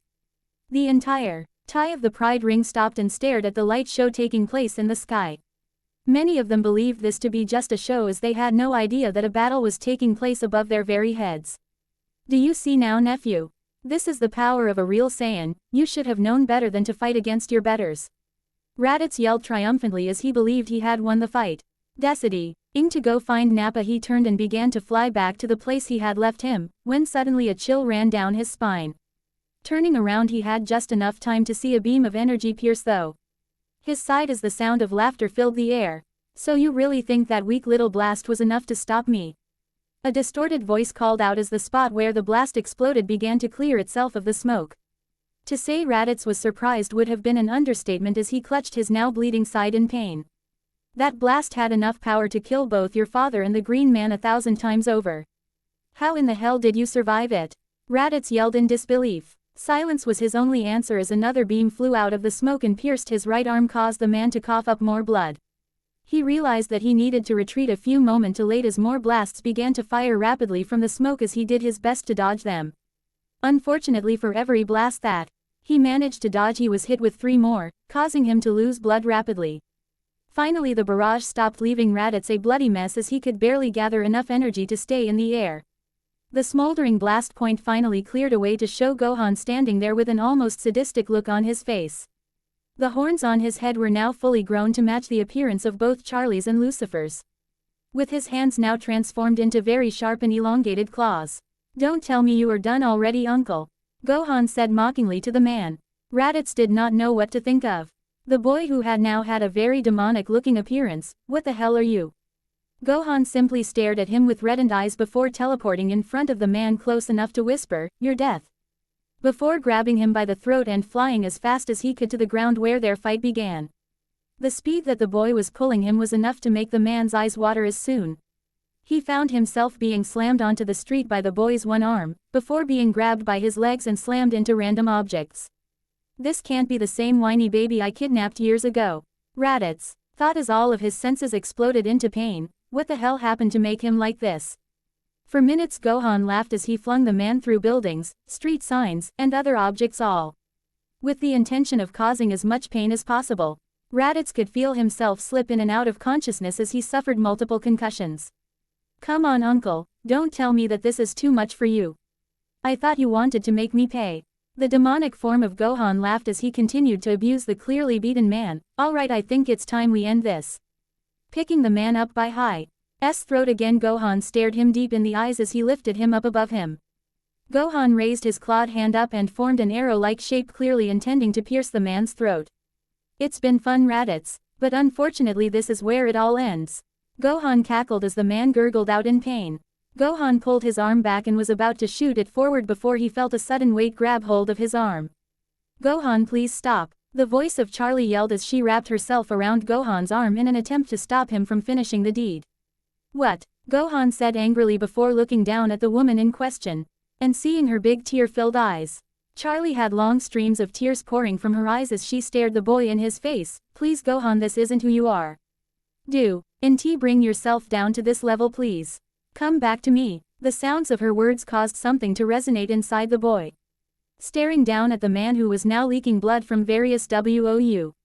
NDS Gohan eyes returned to the regular color and he quickly let go of the defeated man. I'm sorry, Gohan said as tears started leaking from his eyes. I don't know what happened. Angel Dust decided to make a snide comment when as he moved up close. What happened was you almost ripped this guy's head off, and turned this block into a rage room. Gohan just stared down at his hand that were STILL fully clawed as he felt himself go numb. Feeling like a bright light had exploded behind his eyes, the boy quickly passed out into Charlie's arms as the others gathered around them. Oh my Satan, what happened? Veggie screamed in worry as she helped Charlie support Gohan's weight. Something happened to Gohan that made him rage out. He almost killed the other guy if I hadn't stopped him. Charl, IE said as Nappa ran over and picked up Raditz. Quickly, the hospital is just a few blocks away, we need to get them both there quickly. Nappa ordered as the others agreed that it was the best idea. Spiky almost killed your friend and you still want to help him. Velvet yelled in disbelief. Nappa just gave her a look. Let's just say that compared to what we did to the kid back then, this is us the universe coming back to pay us back. Now come on. No other words were said as they took off down the street with Nappa carrying Raditz, and Charlie carrying Gohan. Nearby hospital, the NT group was nervous for obvious reasons. The doctors had quickly taken the two injured parties to get treatment, with Raditz receiving a considerably larger amount of help due to his advanced injuries from the boy. Now they were all sitting in the waiting room as they waited for the doctors to inform them any updates. Angel Dust looked around the room and decided to crack a joke to lighten up mood. Well, at least we can say that now the kid's got that animal in him, right? Realized that was the wrong thing to say, he quickly gulped as the women all shot him a killer glare and he quickly sat back down. Charlie had been pacing around the room since they arrived in worry. I can't believe this is happening. Veggie quickly moved to comfort her. Sweetie, I know you are worried, I am too. But pacing up and down the room is definitely not the way to help him. Velvet crossed her arms and laughed. Yeah, you making me anxious with all that moving around, princess. Oh shut it, Bruja, go. Han wouldn't even be in this situation if you weren't blackmailing him. Clara said angrily as her thoughts were filled with the boy's well-being. I told you already, I stopped blackmailing him once we started talking. I had no idea that these two idiots were going to be waiting for him. Velvet said, staring daggers at her sister. Veggie was not in the mood for their arguing as she quickly snapped. At the two, this is neither the time or place for your problems with each other. If you can't keep your calm till we find out he's okay, then just get the hell out. The two pouted angrily while EY crossed their arms and looked away from each other. Charlie, however, noticed the spectacled sister sitting in the corner fighting back tears that she thought no one could see. Walking over to her, he sat beside her and whispered over to her, "Are you okay, Odette?" Odette was surprised that Charlie knew her first name but chose not to question it. I'm fine. Charlie chose to doubt her seeing. Gee, the tears well up in the corner in her eyes. You don't have to pretend with me. I'm just as worried about him myself. I'm Charlie, by the way. Odette looked at her for a moment and decided to confide in her for a moment. I'm Odette. But I'm guessing you already figured that out. Yeah, sorry about that. I just heard your sister say your name back at the tower. You must really care about his well-being if you are about to cry over him, Charlie said with a friendly tone as she watched the others still bickering. Odette began twiddling her gloved thumbs together as she thought about the boy, which seemed to bring a warm feeling over her chest. He saved my life just because he wanted to. I could never repay him for what he's done, but in return all he asked was my friendship. He's an amazing person, and I'm jealous that you get to have him all yourself. Charlie could hear the sincerity in her voice as she spilled her feelings. It was her last sentence that upset her slightly. She had been so caught up in her own relationship to Veggie that she didn't even think that maybe Gohan might have wanted to form relationships of his own. Sure, they slept in the same bed and she gave him kisses on his head and cheek. But not once has she really tried to really do things that a couple would do with him. It made her feel like he was a shiny new toy and she and Veggie didn't want anyone else. Say playing with their new toy. Oh my Satan, even my thoughts are objectifying him. She was going to have a very long conversation between them all about where they stood in this relationship. Nappa decided to break the monotony with his own statement, "Alright you guys, stop with all this sad shit. These two are Saiyans, and everyone knows that when Saiyans come back from the brink of death they come back even stronger than ever." Husk, confused on what the man was saying, decided to question it. "What the hell are you talking about, and what the fuck is a Saiyan?" Nappa smiled as he began to explain, "We Saiyans are the most supreme warriors in the entire galaxy. We were so powerful that the intergalactic dictator Frieza saw us as so much of a threat that he destroyed our home plane. And killed the majority of our race just because he was afraid. But that bastard couldn't wipe us all out, and was even killed by the brat's father just a few years ago." Angel Dust just stared at the man with a deadpan expression as he had to quickly question, "You mean to tell me that fucking aliens are real?" "Oh yeah, tons of different species of aliens," Nappa said as if it was common knowledge. "And the kid is one of them." Angel Dust continued. Nappa stared at him. "Yeah, and he's part human too." Angel then turned to Charlie. "So that mean that you are dating a part alien, part human, crazy powerful super warrior?" Charlie didn't know what to say as she just replied with, Yep. "I don't feel safe living at the hotel anymore," Angel simply stated as Veggie pointed her spear at him, case in point. Nappa had to look at the group as he pondered something. "You know girlie, I have a question of my own." Stepping up to Charlie he looked her right in the eye. "If the kid Sama I'll manage to kick the bucket back up there, then why did he wind up in hell? He doesn't strike me as the damned for eternity type of asshole." Charlie began to sweat as she remembered that Gohan wasn't actually dead. Also, why did he get the sinner look when all the rest of the souls like me stayed the same way we're on Earth? We thought the big guy said we weren't allowed to gain any more power than we already had. He said it was his way of keeping us in line. Nappa continued questioning as Charlie began to sweat harder. You see, that's because you have to understand that what I'm trying to say is that." Charlie babbled out as the other looked just as interested to understand their difference. Luckily she was saved as two doctors came out to address the group. "Who is the representative for Mr. Sun?" came the voice of a goat demon as Charlie raised her hand and began to follow the doctor. "I'm guessing you are here for Raditz, Mr. Nappa?" the female demon asked as Nappa nodded. Laughing, Nappa walked over to her. "Yeah, that idiot bit off a bit more than he could chew this time." The nurse just sighed as she got him to sign the paperwork. "This makes his 54th visit in the last 5 years. He might as well just move in. I'll be sure to let him know that you think so." Nappa laughed again as they walked to his room. Gohan's room. Charlie finally arrived too. The room that was designated as Gohan's, and the doctor gave her instructions before entering the room. "All right, Miss Morningstar, Mr. Sun is right inside. We have him hooked up to an IV drip and pain medication to calm him down for the moment. He doesn't seem to be too injured, but he may have overexerted himself, which led to the state you brought him here in." "Will he be okay though?" Charlie questioned with worry. The doctor cleaned his glasses before smiling at her. "Do not worry, my dear, he will be just fine. He's been waking up off and on since we've given him the pain medicate. But other than that he should be just fine. Thank you, doctor, I'll let you know if he needs anything," Charlie said as she walked into the room. As she walked into the spacious room she could see Gohan laying with his head against his pillow just staring out the window. She slowly walked over to his bed before sitting gently on the edge of it. "How are you feeling, sweetie?" Snapping his eyes to her. Gohan was relieved to see that it was Charlie there with him. "I feel terrible, Charlie." Charlie looked sadly at him before grabbing his hand and holding it in hers. "Just so you know, no one blames you for what happened out there. Not even Nappa." Gohan looked at her with surprise as he didn't expect that. "I almost killed his friend and he says that it's not my fault." "Yep, he even said that he and your uncle deserved it for what they did to you as a kid," Charlie said, gently stroking his palm with her thumb. Gohan still looked troubled even with this revelation. Doesn't matter either way. It doesn't excuse what I almost did. You weren't yourself out there, honey. The claws, horns, and the eyes weren't how they usually were on you. Not to mention the things you were saying weren't like you. Charlie said, trying to reassure him. I don't even remember most of it, and that's the problem. I just remember getting knocked around by Raditz, and then hearing a voice in my head. Next thing I remember is you grabbing my arm and stopping me from trying to rip his head off. Gohan spoke, growing more distressed by the second. A voice in your head? Charlie asked, not understanding what he meant. Gohan thought for a moment and then repeated that part. Yes, I heard a voice in my head. It was telling me to indulge myself no matter how much destruction I cause, right before I blacked out.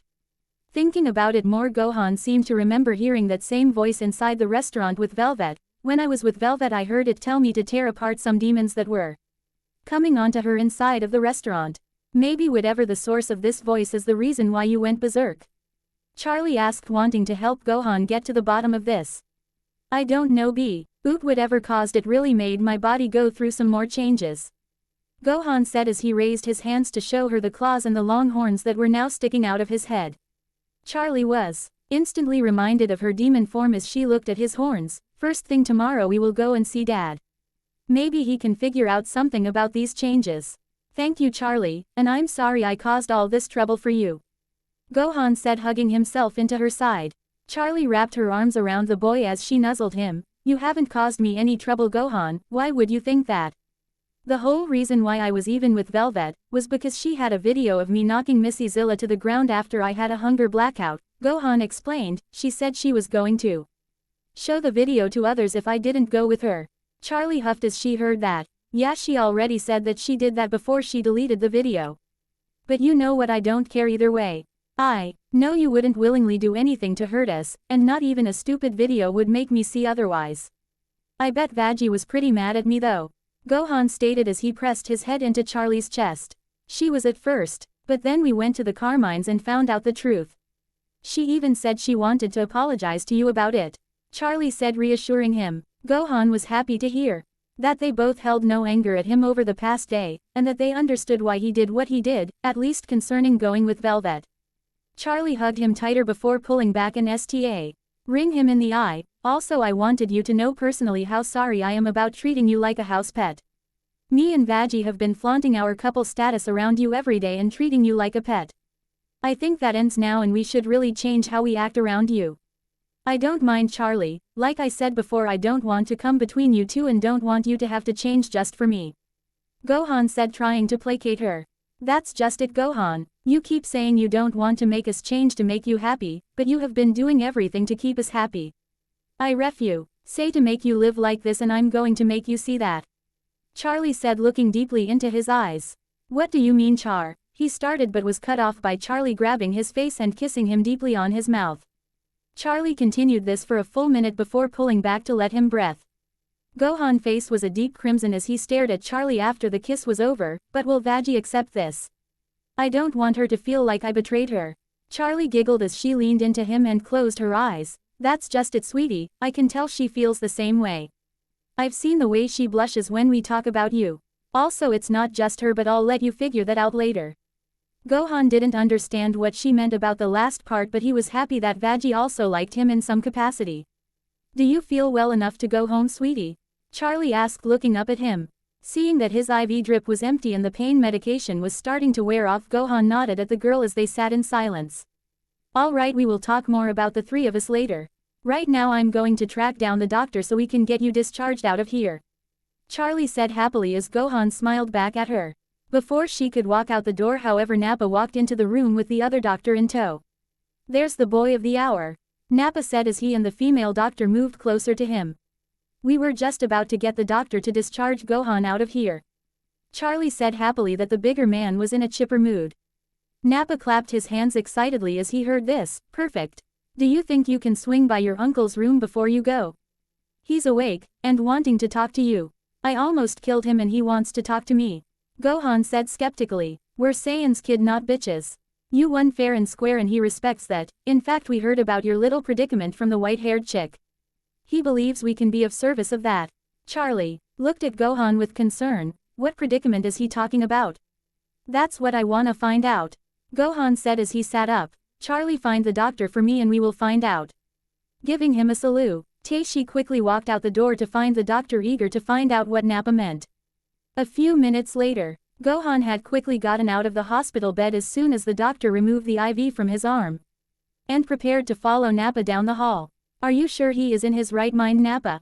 Gohan asked, still skeptical that Nappa was telling the truth.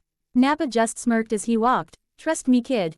For him to be willing to do what he is planning means he is finally swallowing that pride of his. If Vegeta was here, he would probably kill us both all over again. But what are you guys planning to do? Gohan asked, getting annoyed by the secrecy. Just keep your pants on, brat. Trust me, it will be better to hear it from his mouth, rather than mine. Nappa said, still smiling. Finally Hey arrived outside of Raditz' room as Nappa knocked on the door. A raspy voice yelled from the inside, enter. Opening the door for the door, Nappa just gestured for the boy to go in. Sighing, Gohan quickly entered as Nappa followed behind while whistling as he did so. The room was basically a mirror image of the one he was just in, and to the back of the room Gohan could see the heavily bandaged form of his uncle laying in his hospital bed. Hey Raditz, look who I brought. Nappa called out happily as he pushed the boy closer to him. Raditz turned his head to his friend and groaned out, must you be so loud, you big, bald, moron? Yep, because I was a good boy, and didn't get my ass stomped. Nappa said with a teasing tone. Groaning again, Raditz turned his head towards Gohan, gotta say I didn't think that you were going to thrash me this badly, brat. Gohan bowed his head as he apologized, I'm sorry about that, I don't know what happened to me exactly. Raditz scowled in his bed as he had his apology, I was trying to kill you, brat, why the hell are you apologizing to me? I swear are all humans this weak-willed. I'm apologizing because I can't even remember why I was in such a rage in the first place. It's like I blacked out. Gohan said, trying to get him to see the point of it. In either case, nephew, you once again caused me to lose, and it wasn't even close this time. Raditz said as Gohan's eyes widened, surprised, brat. I could feel so much more power than you were fighting with during that fight. You had so much more hidden away, didn't you? Gohan was silent but gave a small nod as an answer. Raditz laughed as he was correct. I figured as much, nephew, that's why I want to make an offer to you. Throwing his legs over the bed, Raditz rose out of his bed, seeing the tubes attached to his body to be pulled out rather painfully, as the man quickly dropped to his knees in front of the boy. What are you doing? Gohan cried out, watching the man injure him. More as the wound from earlier began to drip blood onto the floor. Nappa copied Raditz and he also knelt on one knee and bowed to Gohan. You don't get it, do you, kid? We Saiyans are raised to follow the strongest. You managed to kick my ass easily, and Nappa isn't that far ahead of me. I'm going to take a guess that as of right now, even Vegeta can't match your power. We both heard from the white-haired demon you came here with that you were looking to become the next overlord down here in hell, but you need some souls to take your rightful spot amongst them. Raditz finished as Gohan realized what they were offering. Do you guys have any idea what you are even offering to me? Gohan asked, unsure that he could oblige them. Nappa laughed from his spot. Of course we are, kid. We already are essentially doing this back in the living realm with Vegeta. Besides, it's better if someone like you has our souls rather than some other asshole overlord. Maybe you won't be as much of a dick as Vegeta for that matter. Gohan could see the reasoning, but he was still unsure. Even so, what do you both get out of this? Well, for one, we can offer our powers to protect that little hotel of your mates. Raditz said simply. Secondly, we can be your training partners to help us and you get even more powerful. Gohan knew that Charlie would be happy about the first part, and he knew he could use some training partners while he was stuck in hell. Nappa decided to speak up as he tried to sweeten the deal. Plus, if you take our souls, I'll give you control of the district I've been officially ruling over. Gohan looked at him gobsmacked as he heard his offer. Why didn't you just lead with that? Nappa just shrugged. I really like ruling over it. Gohan started thinking really hard to try to weigh out pros and cons. Nephew Gohan, look at it this way. Even if you don't claim our souls, there are over so many powerful demons that may finally overpower the two of us, and claim us as theirs. I refuse to allow anyone other than another Saiyan to own my soul. Raditz said, not willing to take no for an answer. Gohan sighed as he knew that if it had been Vegeta asking, then it would have taken an enormous amount of pride to finally admit that this was the only way.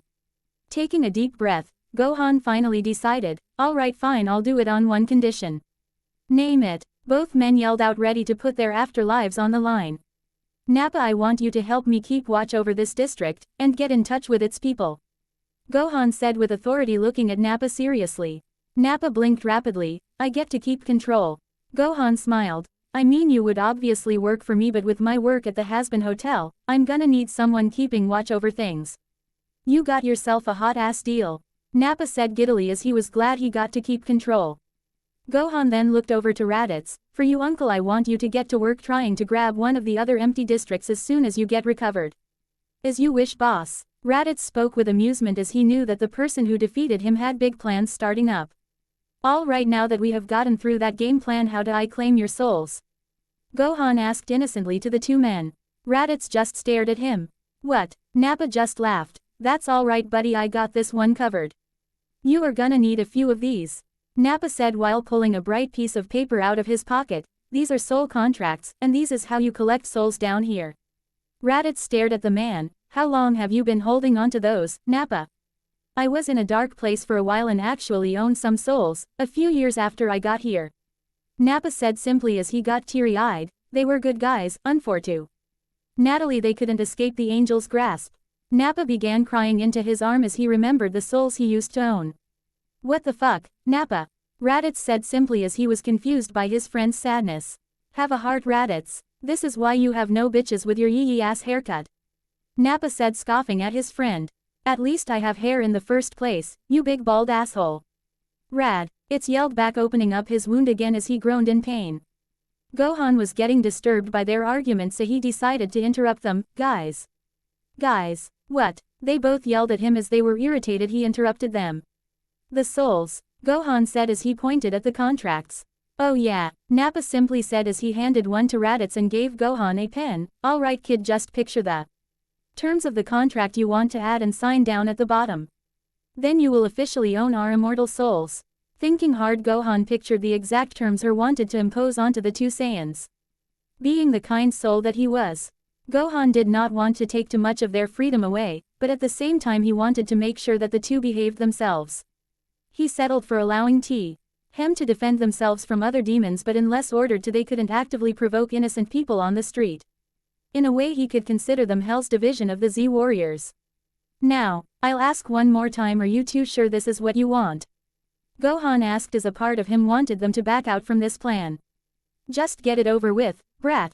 Raditz growled, not wanting to stretch this out longer than he had to. Not to mention his open wound were beginning to make him lightheaded, and he refused to pass out again in front of the boy. Gohan sighed and signed his name on the NES just for nothing to happen. So how long does it take for the deal to go into F? He was cut off by a bright light lighting up the room, and two long golden chains began wrapping around the two Saiyans' necks. The chains pulled them both to their feet, and extended into long chain length that dropped itself into Gohan's hands. The resulting light show was seen from outside the room as the Rima Eining group outran as fast as they could to see what was happening. The door to the room was kicked open as Veggie ran into the room first, followed by everyone else. What the fuck is happening in here? She yelled as she stared at the half-Saiyan. The Carmine sisters, along with their elder estranged sister, knew instantly what was happening as Clara smiled in disbelief. He's done it. He's completed his first step as an overlord. The group stared at their friend in surprise, but no one noticed Velvet standing in the back with a wide smirk on her face. Gohan grit his teeth as he felt the effects of the contracts wash over him. While he couldn't say it was an extremely painful feeling, it also didn't feel pleasant either. He felt as if he was being overloaded with power, but also felt a euphoric high that was intoxicating to say the least. The feeling was not lost to Nappa and Raditz, as they also felt their own version of unpleasantness. For them it felt like they had lost something deep within themselves. How much longer is this going to go on for? Gohan yelled out in a strained voice, wanting this to be over. How the fuck should we know? We've never given our souls away to anyone before. Raditz barked at the boy, as he was beginning to regret this whole thing. He clutched his wound as he dropped to one knee in pain. Nappa just laughed as he pointed at his downed comrade. Ha, you dropped first. You owe me 100 hellbucks, you whiny bitch. Veggie, who was staring at the group with her one eye wide open, screamed to Gohan in worry and anger. What the hell do you think you are doing, Gohan? I'm doing what I have to do to make sure we stay safe. Gohan yelled back as Clara and Odette both stopped Veggie from moving closer to the boy. There is nothing you can do now.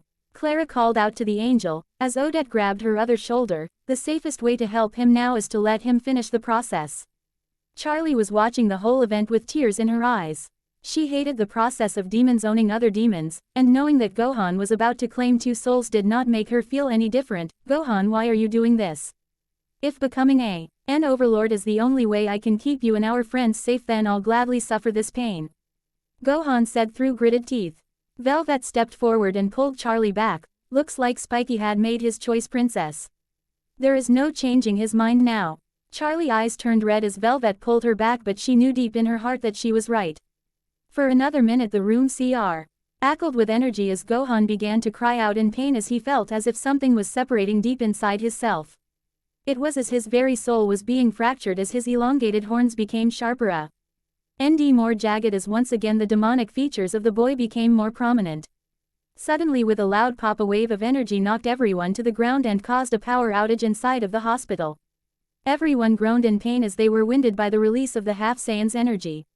Charlie was the first one to pull herself to her knees as she looked over at her fiancé and witnessed changes that had been made to his body. Gohan, she whispered with worry as she observed his now crackling body.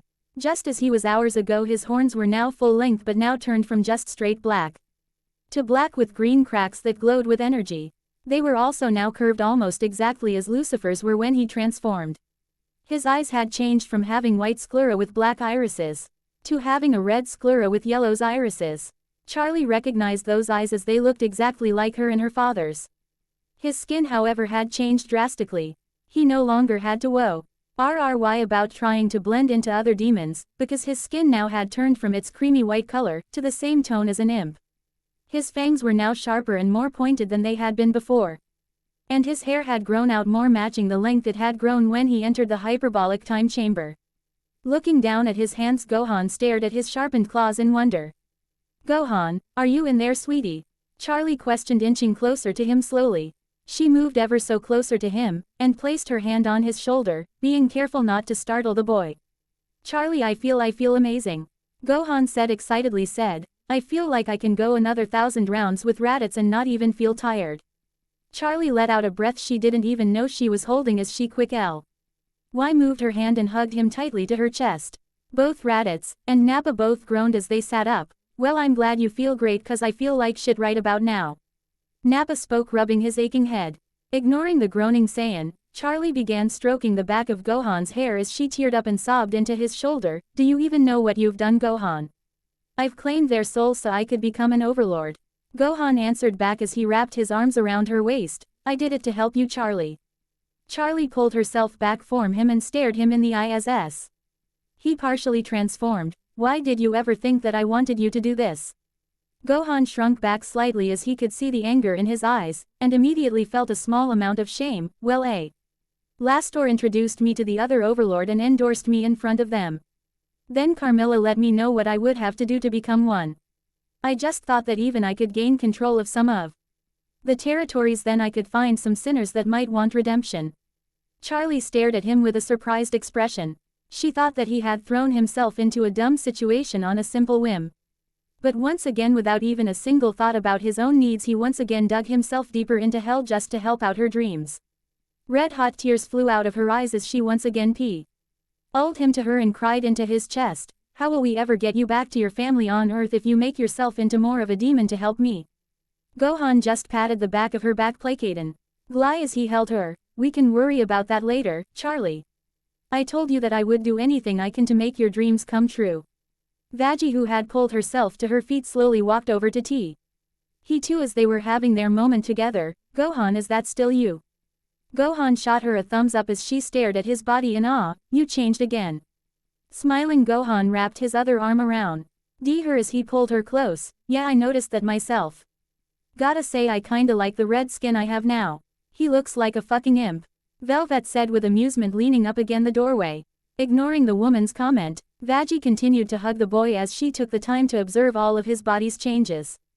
Clara and Odette both groaned as they slowly picked themselves up before taking notice of Gohan. Someone had some big changes, Clara said as pushed herself into Gohan's chest, not noticing the look that both Charlie, Veggie, and Velvet were shooting her. Not so fast. Odette, shish. outed to her sister as she also pushed into Gohan's chest right beside her sister. Do you two mind? We were having a moment. Veggie spoke with jealousy as the other girls intruded into Gohan's personal space. We don't see your name written on him. Clara said, glaring daggers at Veggie in return. Oh, if you only knew, Puta. Veggie glared back as they ground their chests into each other.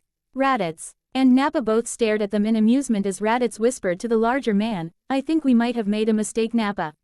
Nappa just laughed as whispered back, too late now, Raditz. Besides, I think this crowd has amazing potential. I can't wait to introduce the brat to my girlfriend. Raditz frowned. Nappa, I haven't gotten to meet your girlfriend yet.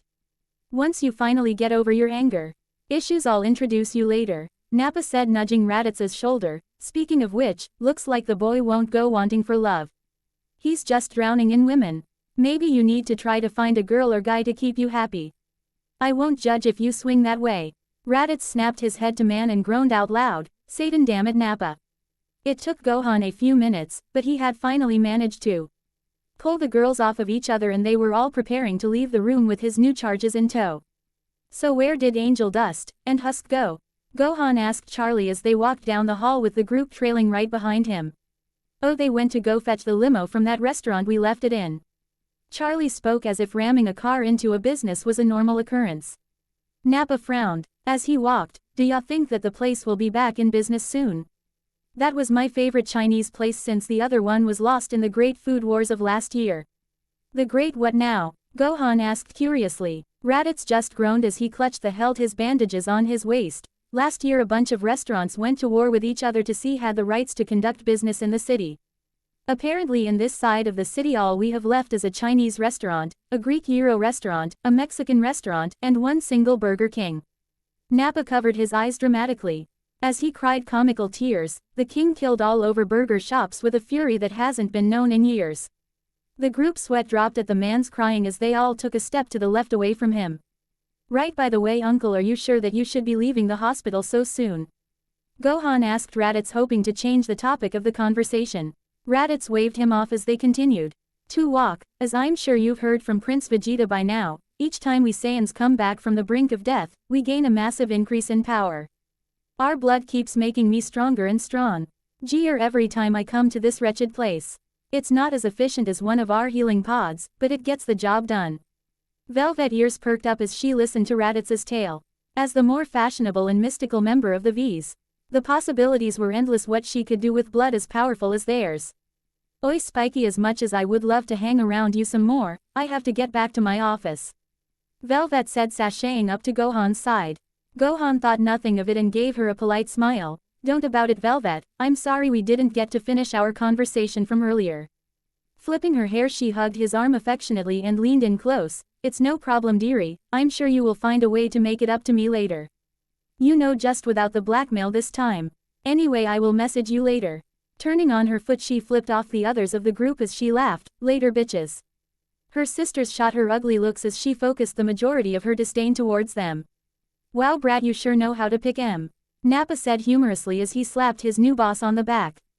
Pick what? Gohan asked as the others slapped their faces in disbelief at the boy's innocence on the matter. Walking up to the front desk, Gohan and Raditz both signed their release forms and made their way outside of the hospital, just as the limo pulled up right in front of them. The door opened as Husk and Angel Dust popped out with smirks on their faces. Did anybody call for a fancy-ass ride? Husker grinned as he held the door open. Both Charlie and Vag sighed happily as they entered into the vehicle. As Gohan turned to address Clara and Odette, can we give you two ladies a ride? Clara smiled and was about to accept before Odette cut her off. We appreciate the offer, but we must get back to Mother. We left her without an advance warning and she must be getting worried about our return. Damn it, sis, you were right. Sorry, G, we will have to catch up to you later. Clara said, not wanting to leave the newly minted Overlord's side. I understand completely, girls. If either of you need anything, feel free to call me anytime you need. Tell your mother I said hello, by the way. Gohan said, hugging both girls. Charlie took this time to pop out of the limo and pushed something into Odette's hands. I know we haven't had the best meeting so far, but I wouldn't mind talking to you about things if you catch my meaning. She finished while sliding her eyes over to Gohan's direction. Odette just stared at the note in her hands and realized that it held Charlie's cell number. And in a circled bubble it said, I know. The spectacled Carmen nodded at her as she blushed slightly. Grabbing her sister, she quickly began walking down the street as Gohan waved. What did you give her, Charlie? Oh, just my cell number. She seems like she is a good person to talk to and we could use more friends. Charlie said innocently, not wanting to out Odette until she was ready. I'm glad you are giving her a chance, Charlie. I'm sure with a little work you and Veggie would be great friends with them. Gohan said as Veggie just shook her head in an unhappy manner. Speaking no more on the matter, Gohan looked to Raditz and Nappa as he wanted to get an idea of what they should do next. Alright you two, how about you head home for today, and we can get started on our duties tomorrow. You sound just like Vegeta wanting to get to work just as you gain more power. Raditz laughed as smirked at the boy. Fair enough, take my number for when you wanna meet up. Take mine as well, I could use a midnight text buddy. Raditz won't speak to me after 9 a.m. Nappa spoke excitedly as they both gave Gohan their information. Alright you two, get some rest, I wanna get started early tomorrow. Gohan said before climbing into the limo beside Charlie, and Veggie before closing the door and taking off down the street. The two Saiyans saluted the boy as they both walked down the street together. So this is what it's like to lose my soul. Oh well, still feels better than working at Burger King. Nappa said as he threw his arms behind his head. Raditz stopped and stared at the man with confusion. Nappa, I think you need to see someone about your fast food trauma. As long as you see someone about being weaker than an infant Saiyan. Nappa jabbed back as Raditz stomped off in anger away from his friend. In the limo, Gohan leaned back into the seat with both Veggie and Charlie leaning into his shoulders from both sides. Grabbing one of Charlie's mirror that she kept in the car, Gohan began looking over his new features with wonder in his eyes. Angel Dust and Husk, however, were staring at him questioningly. Alright, I'll bite, what the fuck, huh? Peeping to the kid, Husk asked, eyeing the boy. Oh thanks Satan, someone said something. I thought I was hallucinating because of the drugs I was on. Angel Dust exclaimed as he relaxed slightly. Veggie just rolled her eyes as she answered their question. What happened is our little security guard decided that the best way to help the hotel was to become an overlord. What the fuck? Husk yelled as he heard Veggie's words. Angel Dust scooted over to the boy and started poking him with multiple hands. So you mean that this isn't just the start of his emo phase and he is actually a full-fledged overlord? I already said I was sorry for not telling you, Veggie, it just seemed like a good idea at the time. Gohan said, trying to get the angel to look at him. Veggie sighed as she turned to him. I know that you had our interests in mind when you made that decision, but do you even understand the consequences of taking other demons' souls? I know that my power and influence will grow as I claim more souls and territories. But I've decided to try and redeem any soul that I claim if they decide they want it. Gohan said, looking at her seriously. Charlie smiled at the last part. She was so thankful that he was fully intending on sticking to her goals of redemption even if lessened his power in the long run. Are you sure that you truly want this, Gohan? It's not too late to stop at just 2 souls. I'm sure, Charlie. I may be new to the whole overlord thing, but I feel like this is my chance to help as many of these damn souls as I can. I can assure you that I won't use this power to oppress your people. Gohan said as Charlie leaned her head onto him happily. Husk frowned at the boy as he felt he should impart some wisdom onto him. Hate to break it to you, kid, but no demon will blindly just follow you. If you show any form of weakness, it's a dog-eat-dog world down here, and the strong are rewarded while the weak perish. I'm well aware of that, Husk, but that's why I have both my uncle and Nappa to help me recruit. As much as I hated what they both did to me and my friends, they definitely know power and how to use it. In fact, Nappa is in control of the district they live in. Which means he knows the people in the area around it. Gohan said confidently. Angel Dust began to think hard about his own situation with Valentino and wondered if Gohan could somehow help him with it. His thoughts were interrupted by Gohan's chest giving off a very bright light. What the hell is that? Veggie screeched as she was startled by the blinding glow. Give me a minute. Gohan said as he began to focus on his connection to Lucifer as he heard the man's voice ring out in his head. What the fuck, Gohan? The voice of Lucifer rang out as Gohan flinched, realizing he should have probably informed him before he began claiming souls. I'm sorry about not telling you about becoming an overlord. I promise that I only did it for the cause of helping your daughter. Go, and thought frantically as the other side suddenly went silent. What the fuck are you talking about, kid? I was calling to see why you haven't checked in lately. What the hell do you mean you became an overlord? Lucifer said, confused. Gohan's mind went blank as he tried to think of an excuse. I was just joking. Tomorrow afternoon I want your little ass present and accounted for. I have nay. WS about a disturbing issue that has suddenly been brought to my attention and I need someone like you to take care of it. We will also talk about your little overlord status at the same time. Lucifer said, putting emphasis on the overlord part at the same time. Yes sir, I'll be there. Gohan answered, knowing that he may be in trouble. Good. So how's things with you? Lucifer asked suddenly, becoming happy to be speaking to the boy. Oh, met some overlords, became an overlord. Had my appearance changed to look more demon-like, normal stuff like that. Gohan said as if this was a normal thing for him.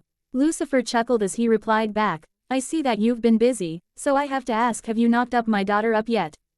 Bye Lucifer. Gohan thought quickly as he ended the connection between the two. As he opened his eyes again, he was met by the concerned faces of everyone in the limo. Care to explain what the fuck that was? Angel Dust said, staring at the boy. Looking at Charlie, Gohan waved them off and spoke, let's just say that Lucifer chewed me out a little for not checking in with him. You mean Dad was talking through your mark? Did he say anything else while he was telling you off? Charlie asked, wondering why he was even bothering at the moment. Gohan remembered the last thing that Lucifer asked him and his face turned even redder than it was after the change. Nothing. He just wants to meet with me tomorrow afternoon. Charlie looked at him funnily as she pressed for more info. Are you sure, because your face is turning a little bit more red? Nope, nothing else to worry about. No ma'am, nothing else comes to mind. Gohan said quickly, hoping she wouldn't ask again. Alright if you say so. Charlie said, letting the issue rest.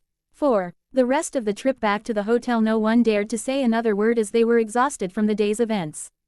Stepping out of the vehicle, everyone crossed the threshold into the hotel as the were greeted by the cheerful faces of Alistair and Nifty. Hello chums, I take it your retrieval mission went well. Alistair laughed as Veggie scowled at him. I have the biggest fucking bone to pick with you. Veggie said, angrily, getting right into his face. Alistair rolled his eyes at the girl. Why dearest Vegeta, I have no idea what you are even talking about. Oh really, so you didn't take Gohan to an overlord meeting and talk him into becoming one himself? I mean, look at him. Veggie said, pointing to Gohan, who just waved back as friendly as he could. Pushing past her, Alistair stepped to Gohan before giving him a look over. Looking good my boy. I see you finally took being an overlord to heart and now you even have a sinister look to match. I have to say I'm impressed. Thanks I guess. Gohan said, happy to see that such an influential demon such as Alistair approved of his appearance. Veggie's eyes started twitch erratically as no one else seemed to be taking this seriously besides her and Charlie. Nifty came running by, attached herself to Gohan's leg as she began to stroke it sensually. Just when I thought you couldn't get any sexier, you surprise me even more. Gohan let out a shocked squawk as he kicked his leg out, sending the girl sailing across the room. Sorry Nifty. The Cyclops laughed as she ran around the room looking for more stuff to clean. Charlie decided that now would be the best time to have that talk with her partners as she whispered over to the two. Pissed Veggie, Gohan, can we go to our room and talk for a minute? She whispered to the two as EY nodded at her and began to move to their room. Oh Gohan, Alistair called as the half-Saiyan stopped and looked towards the man. Do come see me later. I'd love to talk to someone who shares the same station as myself. You got it Al, thanks again for bringing me along by the way. Gohan said, smiling back at the man. Anytime my dear boy, I'm glad I could have been of use. Alistair said, giggling as he twirled his cane and walked away. Gohan continued following the girls up to the room before entering and shutting the door behind himself.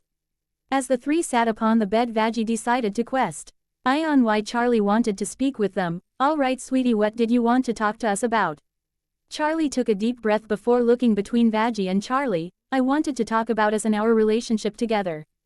Veggie and Gohan's eyes opened wide as they listened to her. Did I do something wrong, Charlie? Gohan questioned worriedly as he immediately thought he did something to upset the girl. Or did I do something to upset you? Veggie said, worried that this would be the moment she finally fucked up. No. You both have been the best partners a girl like me can ever have. And I feel truly blessed to have you both in my life. Charlie said, trying to defuse the situation quickly. If that's the case, is there anything I can do to fix whatever is troubling you? Gohan said, ready to try improve whatever situation she found herself in. Charlie stood up and clasped his hands in hers as she pulled him close. That right there is the problem. Both Gohan and Veggie were now confused at this. Gohan being kind and considerate is a problem, babe. Veggie said, not understanding her girlfriend. Charlie shook her head no and began to explain. It is in a way, Veggie. Ever since he's showed up he's been doing everything he can to show us that he cares. He was a pure soul destined for greatness, and has proved time and time again that he will do everything he can to help us.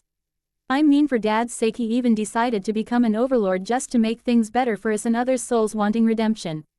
To top it all off, he accepts our relationship instead of trying to replace you for his own desires.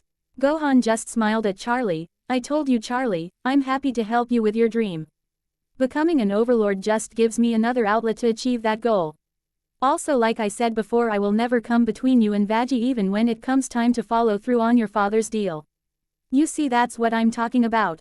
You have no reason to be this devoted to us. Yet here you are just as handsome and perfect as ever. I want to show you that you deserve the same kind of treatment that you offer me and Veggie. Charlie said as Veggie raised an eyebrow at her. What are you trying to say, Charlie? Veggie said suspiciously as she didn't like what she was implying. Looking at them both seriously, Charlie clarified what she meant. I am saying that Gohan should not have to stick to just being the odd person out in this relationship. He's not our pet that we can just invite into our bed at night, and then spend the rest of the day acting like he's our lowly worker who needs to risk his life to keep us safe. That's why from this day forward I've decided that if we are allowed to be together, then Gohan will also be able to form relationships with any woman he decided to be with. Veggie and Gohan gasped as they listened to Charlie's new decree. Are you saying you want me to see other women, Charlie? Gohan asked, not believing what he just heard. I don't see how this will make anything better, Charlie. Veggie said, outraged that Gohan was basically given the ability to do what most men could only dream of. Don't you see, Veggie, today was a wake-up call. Charlie started. All the women that banded together today to make sure Gohan was safe and okay was inspiring. It made me realize that maybe Gohan should be allowed to form romantic relationships on his own without my dad forcing this on him. But Charlie, I'm not bitter at all about being in a relationship with you. I mean, I don't even think there is anyone I could meet that would even be interested in me in the first place. Gohan said honestly, as he didn't want to sound ungrateful to Charlie for thinking of his well-being. Gohan, I can tell you with a certainty that you are more of a catch than you realize. That's why I think you should put yourself out there instead of just settling for us alone. Charlie reasoned, trying to raise his spirits. Quote, I don't know, Charlie, I'm happy to just be here with you and Veggie. Can I have some time to think about it? Gohan asked as Charlie hugged him. Of course, sweetie, take all the time you need, and just so you know, both me and Veggie love having you here more than you realize. She looked into his eyes before wrapping her arms around his neck and kissing him gently. Veggie was surprised at how bold Charlie was being by kissing the half-Saiyan. She thought she would have felt somewhat jealous about Charlie showing someone else affection instead of her, but as she watched the scene in front of she only felt envious that she wasn't also kissing the boy with her. Peeking out the side of her eye, Charlie could see the blush that was donning Veggie's face and had a devious thought flash through her head. Care to show our boy some love, Veggie? I can't be the only one kissing him now, can I? Charlie giggled as Veggie bit her bottom lip. Moving closer, Veggie stood before her girlfriend who as still lightly kissing Gohan on his lips.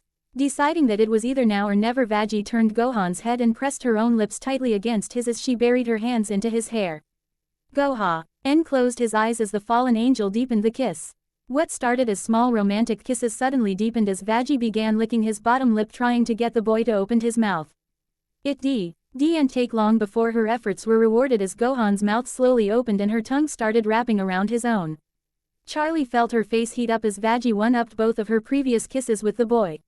Wow, you go, Veggie. Veggie's eyes snapped open as she pulled back in embarrassment at what she was doing to the boy. Oh my Satan, Gohan, I'm sorry. I don't know what came over me. Gohan stuttered as felt his face explode with heat. That's alright, Veggie, I actually enjoyed it. Veggie blushed as she moved and sat down on the bed. Oh thanks, I guess. Gohan attempted to speak again but was cut off as Charlie tackled him to the bed and copied her girlfriend's lead as she stuck her long tongue inside the boy's mouth. Gohan felt like his was on cloud nine as the woman that was supposed to be his future bride expressed her recently developed feelings for him, alongside the woman she had started sharing her life with. The two women spent the next hour making out with boy as they finally stopped and were now laying together on the bed. I think that was a good way to show how we feel about you, huh, Gohan? Charlie giggled as she laid his head on the left side of his chest. Not gonna lie, it does feel amazing to not have to feel awkward about being in this situation. Veggie added as she laid on the right side of his chest. You are both amazing, Gohan said happily as he wrapped his arms around them and held them close. Charlie smiled at him as she decided to once again ask about her decision from earlier. Since you know how we feel about you now, do you think that you might give others a chance? Gohan was still unsure about whether or not it was a good idea, but knowing that Charlie and Veggie were accepting of his feelings, he relented. As long as you both know that I want to stay by your side, I'll try to do what you ask. Veggie snuggled into his side as she mumbled to him, as long as you know who your main women are, I'll accept whatever path you decide on. Smiling happily, Gohan finally decided to call an end to his day as he closed his eyes and allowed the Sandman to lull him to sleep as his thoughts were filled with thought of the women in his life.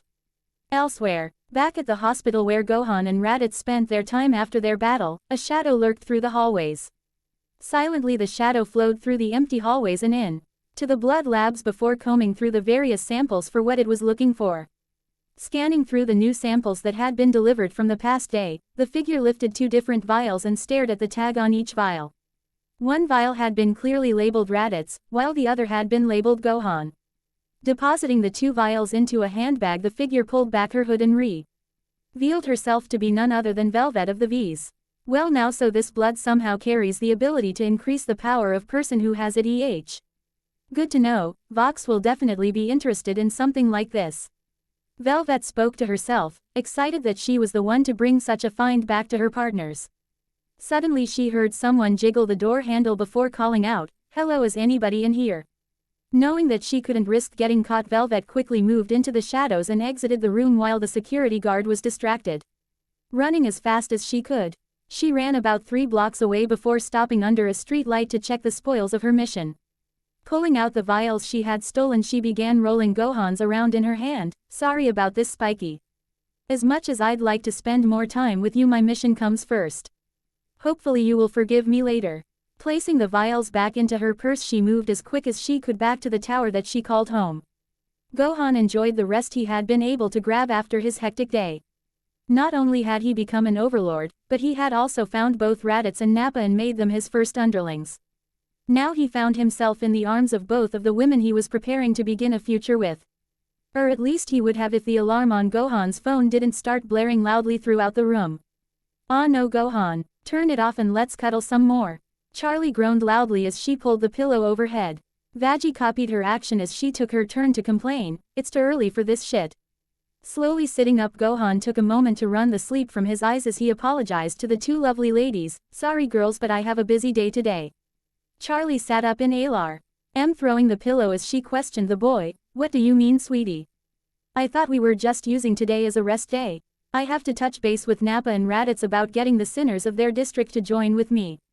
Gohan answered as he hopped off the side of the bed and began to move to the closet to get dressed. Then I have to meet with your dad for some reason and to talk about me becoming an overlord. Charlie frowned as he mentioned her father. Wow, Dad really would rather spend time with his daughter's fiancé than her. Veggie rolled over in annoyance as Charlie rose her voice. Silencio, querida, too loud. Gohan chuckled as he put on his clothes. I'm sure he has good reason to be calling me there, Charlie. Standing up, Charlie walked over and hugged Gohan. If you are going to be gone for a little while, please be safe. I still don't know how to feel about you becoming an overlord, but I know you must be doing it for a good reason. I don't like it too much either, Charlie. But I swear that any soul I claim will be treated with respect and care. Not to mention that if they want to seek redemption, I will gladly release their contracts. Gohan replied, letting Charlie finish helping him dress for his outing. Higgins had delivered more clothing to the hotel while Gohan had been out yesterday, so he was now rocking a more relaxed black muscle shirt, with a pair of black cargo pants. And black boots to match. Hey, looking good, cutie. Charlie purred, leaning in to peck Gohan on the lips as he blushed. You can thank Higgins for that. He's been bringing me some pretty nice outfits lately. Gohan smiled, looking over himself in the mirror. Veggie finally rolled out of bed herself and walked over to check him out herself. Definitely not bad, hun. She warmly said as she wrapped her arms around the boy's shoulder and planted her lips on the boy quickly herself. This surprised both Charlie and Gohan as they did not expect for Veggie to be so open with her affection so quickly. What? She asked as they both just stared at her. I just didn't expect for you to kiss him like that, Charlie said as she looked at her girlfriend with a bewildered face. Dee just crossed her arms and looked to the side. Are you really surprised after what happened last night? I think small pecks on the lips are considered tame after the makeout session we had. Go, and had almost forgot about that as remembered what had happened the night before. Charlie however just squealed as she wrapped her girlfriend into a tight hug. That settles it, we have to plan a date night when Gohan gets back. Sure hun, but we better let Gohan get ready or he is never going to be ready for your dad. Veggie said winking at Gohan as she pulled Charlie away from the boy. Gohan Milet at the two as he finished his preparation and grabbed his phone from the nightstand. Alright you two, I'll be back as soon as I can. The two girls waved goodbye to him as they hopped back into the bed. After exiting the room, Gohan descended the staircase and noticed the smiling face of Alistair standing in the lobby. Why good morning my boy. Getting an early start on your overlordly duties I see, bravo I say. Alistair cheerily greeted him. Well good morning to you as well Alistair. Unfortunately not right yet, I have to go and meet Charlie's father to discuss a few things. Gohan spoke as Alistair became interested in the topic. Having secret rendezvous with the King of Hell himself. You sure do move quickly dear boy, do try to save some of hell for the rest of us. Alistair joked, as he wondered what they could possibly be discussing. Gohan giggles as he replied, nothing really secret about, he just wants to speak about my engagement to Charlie and to lay down some ground rules about me being here. He half lied remembering that Lucifer needed to speak to him about something troubling. Alistair hummed in thought before waving his hand. Very well Gohan, do regale me with the events when you get back will you? I do so love to gossip like giggling schoolgirls. That being said I have to meet with a few contacts myself so this will be where we part for today. Safe travels my young friend. To you as well Alistair. Gohan returned the sentiment as the two went their opposite ways. Moving a short distance away Gohan could see Husk hard at work at the bar. Deciding to greet the former overlord, Gohan gave him a smile as he announced his presence. Good morning Husk, how did you sleep last night? Barely, was Husk's only reply as he continued to clean the beer mug in front of him. Noticing Gohan's appearance he changed the subject quickly, where you headed off to looking like that? Looking down at his appearance Gohan simply said, I'm off to go visit Charlie's dad at his home. Guessing you were in hot water for that little overlord stunt you pulled yesterday? Husk asked with a matter-of-fact tone. Kinda, he said he wanted to discuss my engagement to Charlie with him. Gohan said trying not to reveal too much. Husk gave him a small glance before deciding to give him some advice. Kid you have a shit poker face. If you wanna make it more than a week do. WN here you gotta learn how to lie with your chest. Demons will pick up on any ounce of weakness you put out and will be always wanting to extort you for information. That especially goes for the jackass in red. Gohan was shocked that Husk could see through him so easily, that obvious huh. Let's just say that if we were playing cards right now I would have sent you crying home in a barrel because you would lose everything. Husk said before sighing, look kid you seem like a good soul so I'm just gonna warn you now. When it comes to anything that Alistair says about helping you, you had bet. Tear believe that he is fully intending on fucking you over any way he can. When it comes to you lying to other demons, keep your face as blank as possible. Never let them see any cracks in your emotions. And always try to keep them guessing. You do that and maybe, just maybe, you might actually succeed at being an overlord. The cat sinner said hoping the boy would take his words to heart. Gohan smiled as he listened to Husk's advice. It reminded him of Piccolo's rough lessons on life that he was taught while preparing for the Saiyan invasion. Thank you for the advice Husk, but is there a reason you don't Alistair? Husk frowned at that question. Let's just say that bastard owns me in more ways than one.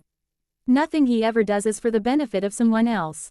You are one of the only PLE in this place that doesn't drive me up the fucking wall, so I'd prefer if you didn't let him get his hooks in you. I'll keep your advice close to my heart Husk. Gohan said sensing that the Dem-on generally wanted to help him instead of harm him. Husk smirked as he finished cleaning his glass. Smart. Now get out of here before Nifty realizes you are leaving for a while. No sooner than the T.E.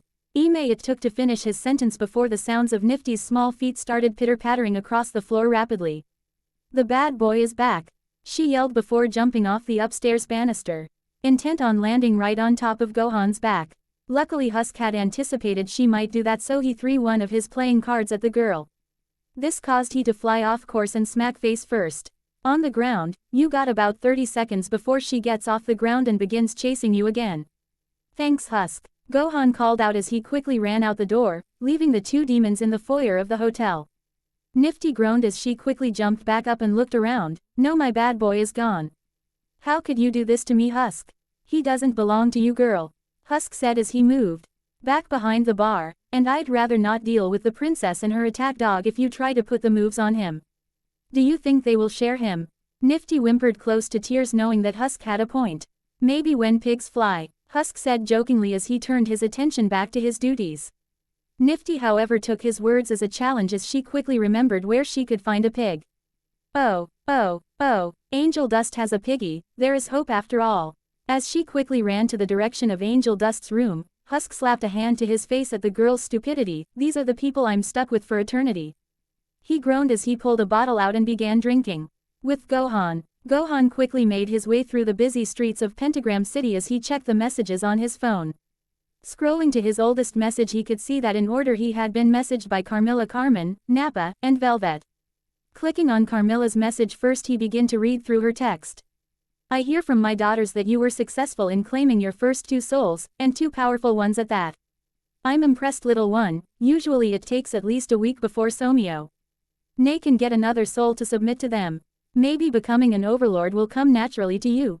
Either way I wish you success in claiming one of the empty territories.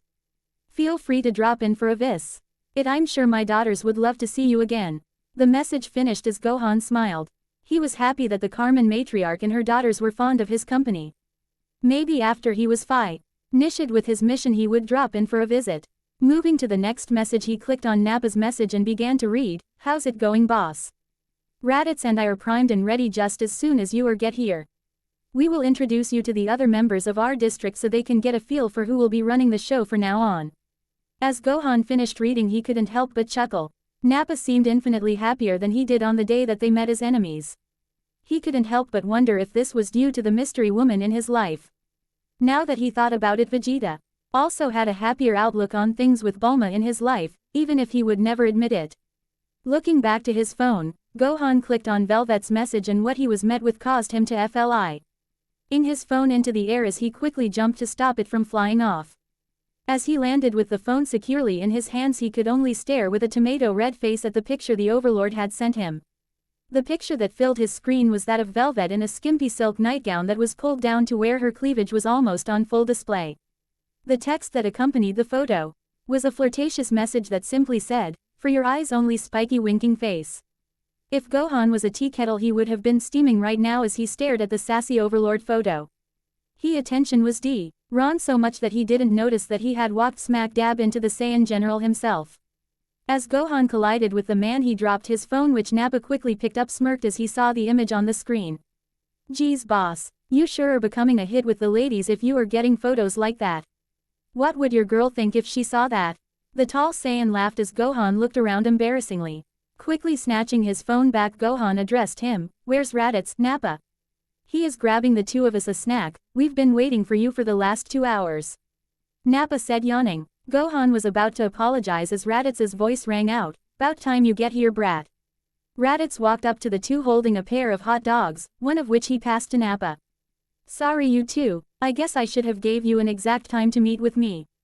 I was just wanting to figure out how easy it would be to convince the members of your district to follow me. Gohan asked, getting down to business. As Nappa continued to eat his hot dog he began to ponder, Well, let's see, currently we have about a 200 sinner population not counting the mixed imp and hellhound groups. Sync. Our district is on the border of Imp City, we have fluctuating numbers. That being said, out of the 200 souls you can put under contract, 12 of us are Saiyans. The normal sinners should be easier to wrangle, but our brethren will be much harder to convince. Gohan's eyes widened at the prospect of there being other Saiyans around that he hasn't met before. You mean there are other Saiyans walking around the Pride Ring? Raditz scoffed at the question, There used to be hundreds of us down here. We all used to run under Vegeta's father, King Vegeta, before he decided to try to eyes up against Lucifer for control of hell. Gohan groaned as Raditz revealed this, Of course they did. Do I even wanna know what Lucifer did after this? Nappa began to sweat as he remembered what happened to the majority of Saiyans who rebelled. He turned them into lawn gnomes. In fact, I think he still has most of them stashed in his castle's hedge maze out back. It was so long, King Vegeta. Hello, Mr. Winklebottom. Wait, so Lucifer didn't erase their souls, but just imprisoned them as lawn gnomes. How did the 2 of you get spared? Gohan asked, confused on how the 2 of them made it out without being punished. Raditz groaned as he answered, because on the day we were supposed to attack Lucifer we, and the others overslept. Gohan had to stifle a laugh as he saw the embarrassed look pop up onto his uncle's face. Did Lucifer try to find you all after he did that? There wasn't any trying to be done. He knew exactly where to find us and made us go see the aftermath for ourselves. He told us that since we hadn't joined the fight that he would spare us, but if we ever stepped out of line again he would finish what he started. Nappa said as a chill ran down his spine while thinking about that day. Speaking of which, you said you had to meet with him today. You don't think he is going to punish you for gaining more power, do you? Raditz said as he raised an eye at his nephew. Gohan sighed as he considered that as a possibility. It's possible, but he also said that he had something that's come up that he wanted me to take care of for him. Well, it's a good thing he finds you useful. It would be kinda shitty to give our souls to you just for you to die the very next day. Raditz smirked as he saw the unamused look on Gohan's face. Before I forget, when you are done Aang his errand boy, I'd like to introduce you to two people that I think you will be interested in meeting. Gohan gave him an intrigued look. Are they friends of yours? Raditz shook his head no as. He replied, not friends, but at the same time they are very close. Just meet me afterwards and you will see. Gohan was interested to find out who these people were, but his thoughts were interrupted by his mark activating and Lucifer's voice filled his ears. Oh son-in-law, I'm still waiting for you to arrive. Gohan concentrated as he sent his thoughts to Lucifer. I'm on my way, just had to make a quick pit stop. Well, get a move on. This situation really needs to be handled for something terrible happens. Lucifer called out impatiently as the connection between the two died. Looking up at the two Saiyans, Gohan could feel their eyes staring back at him. Well, speak of the devil himself, was that him wrangling you in? Nappa chuckled. Yeah, that was him. Alright, you two, I'll check back in after I'm done, but I need you two to organize a meeting between the sinners so I can convince them to sign their souls to me. Gohan said as the two men nodded in acknowledgement. The three all RTED ways as Gohan began to make his way to Lucifer's castle as he wanted to quickly get whatever the reason for Lucifer's worry taken care of. After walking for half an hour, Gohan finally made his way to Lucifer's castle. Stepping up the gate, Gohan hit the call button to gain admittance inside. After a few seconds of waiting, the speaker box rang out as a growling voice rang out. What the fuck do you want? I'm here to see Lucifer, he's expecting me. Gohan spoke, not liking the tone of the voice speaking to him. The voice laughed as it answered him. Oh, I'm sure he is, and what, pray tell, is the name of Lucifer's so-called expected visitor? I'm Gohan, his daughter's fiancé. Gohan deadpanned as the line was quiet for a second. Bah ha ha, that's a good one. You know what, kid, if you his daughter's fiancé, then I'm his uncle. How about I just let you in and we have a big ol' happy family reunion? Get the fuck out of here, you little bastard. The voice said just as Gohan heard an other voice pop up in the background. Wait, what? He is. You are serious? My apologies, my lord, I'll open the gate right away. Gohan just blinked silently as he watched the large gate slowly open. And as a familiar face began moving down the castle driveway. I apologize for our gate guard's rudeness, Master Gohan. We will be taking steps to correct his behavior. Called the voice of Higgins as Gohan smiled down at him. That's all right, Higgins, and thanks for the clothing you sent over. Gohan said as Higgins just bowed to him. So what kind of correction are you talking about? Higgins began to clean his monocle as he answered the boy. Let's just say he will definitely learn from this experience. Scene cuts to a group of guards stomping the screaming gate guard into a bloody heap on the ground. Gohan's eye twitched uncomfortably as he stared at the butler's blank poker face. I guess we shouldn't keep Lucifer waiting any longer. Higgins agreed. Yes, quite. He spoke as he led he boy into the castle and up into Lucifer's office. Opening the door, Higgins ushered Gohan into the room as he grabbed the seat that was now littered with rubber ducks. Ah, my future son-in-law, you are. Finally Lucifer began as he spun his chair around but stopped as he took in Gohan's appearance. What the fuck happened to you? Gohan nervously laughed as he threw a hand behind his head. Kinda happened when I claimed some souls to become an overlord. Lucifer eyed him up and down as he noticed the height difference between the two now. You got taller, how fucking dare you? He squeaked out in outrage. You said you needed me to take care of something. Gohan quickly said, trying to take the attention off of himself. Grumbling to himself, Lucifer reached into his desk and pulled out a folder and dropped it in front of the boy. Take a look at this. Gohan took the folder into his hands as he began to look over the notes and photos that had been gathered in front of him. As You can see there has been a massive amount of portals being opened in the area of Imp City. This will cause major problems for not only Hell, but could have dire consequences if Heaven finds out at some of ours are causing problems for those on Earth. Lucifer said as he folded his hands in front of him. Gohan stared at the photos as a group of demons were shown front and center in a lot of them. I thought that only you could open portals to and from Hell. How did these demons figure out how to do it? Lucifer sighed in annoyance as he waved his hand. No kid, there are much easier ways to get to Earth. Unfortunately, when it comes to me and the other sins, we have to work much harder to get there because of our negative energy. Some demons have entertainment contracts that allow them to come and go as long as they are fulfilling the terms of the business deals. Is that why a lot of people on Earth say that a lot of music was made by the devil? Gohan asked, curious on how the other demons travel to Earth. You don't know the half of it, kid. Every form of entertainment on Earth has some kind of ties to demons and deals. That's why there are a few ways to get to Heaven, and a million and one ways to get a one-way ticket to Hell. Lucifer said as he began to focus. I need to get a handle on this situation before the other sins and Heaven find out. Gohan placed the folder down as he held up the photo. So you want me to find these guys and make them stop going to Earth? Lucifer thought for a moment before he answered. For the time being, no. I want you to find them. Infiltrate their little operation and figure out what exactly are they doing. Are you sure that's a good idea? Gohan asked. Say I do find a way to join their group, what is to stop them from making me go back to Earth with them? Lucifer's eyes snapped open as he didn't think of that as a possibility. He had faith in the boy's ability to get the job done, but was he loyal enough to make the trip to Earth and return on good faith? You know, I can honestly say I didn't think about that, kid. You having second thoughts about sending me? Gohan asked, sensing Lucifer's apprehension about his question. Lucifer sighed before standing up and looking out the window to his city. I have my worries, Gohan. I know that Charlie is happy to have you around, and if you do decide to go up and not return, I doubt I will have the ability to retrieve you without forcing harm upon your soul with the contract. Lucifer turned his head to look at the boy sadly. I don't want to treat you as my prisoner. But at the same time I need you to avoid temptation to stay up there.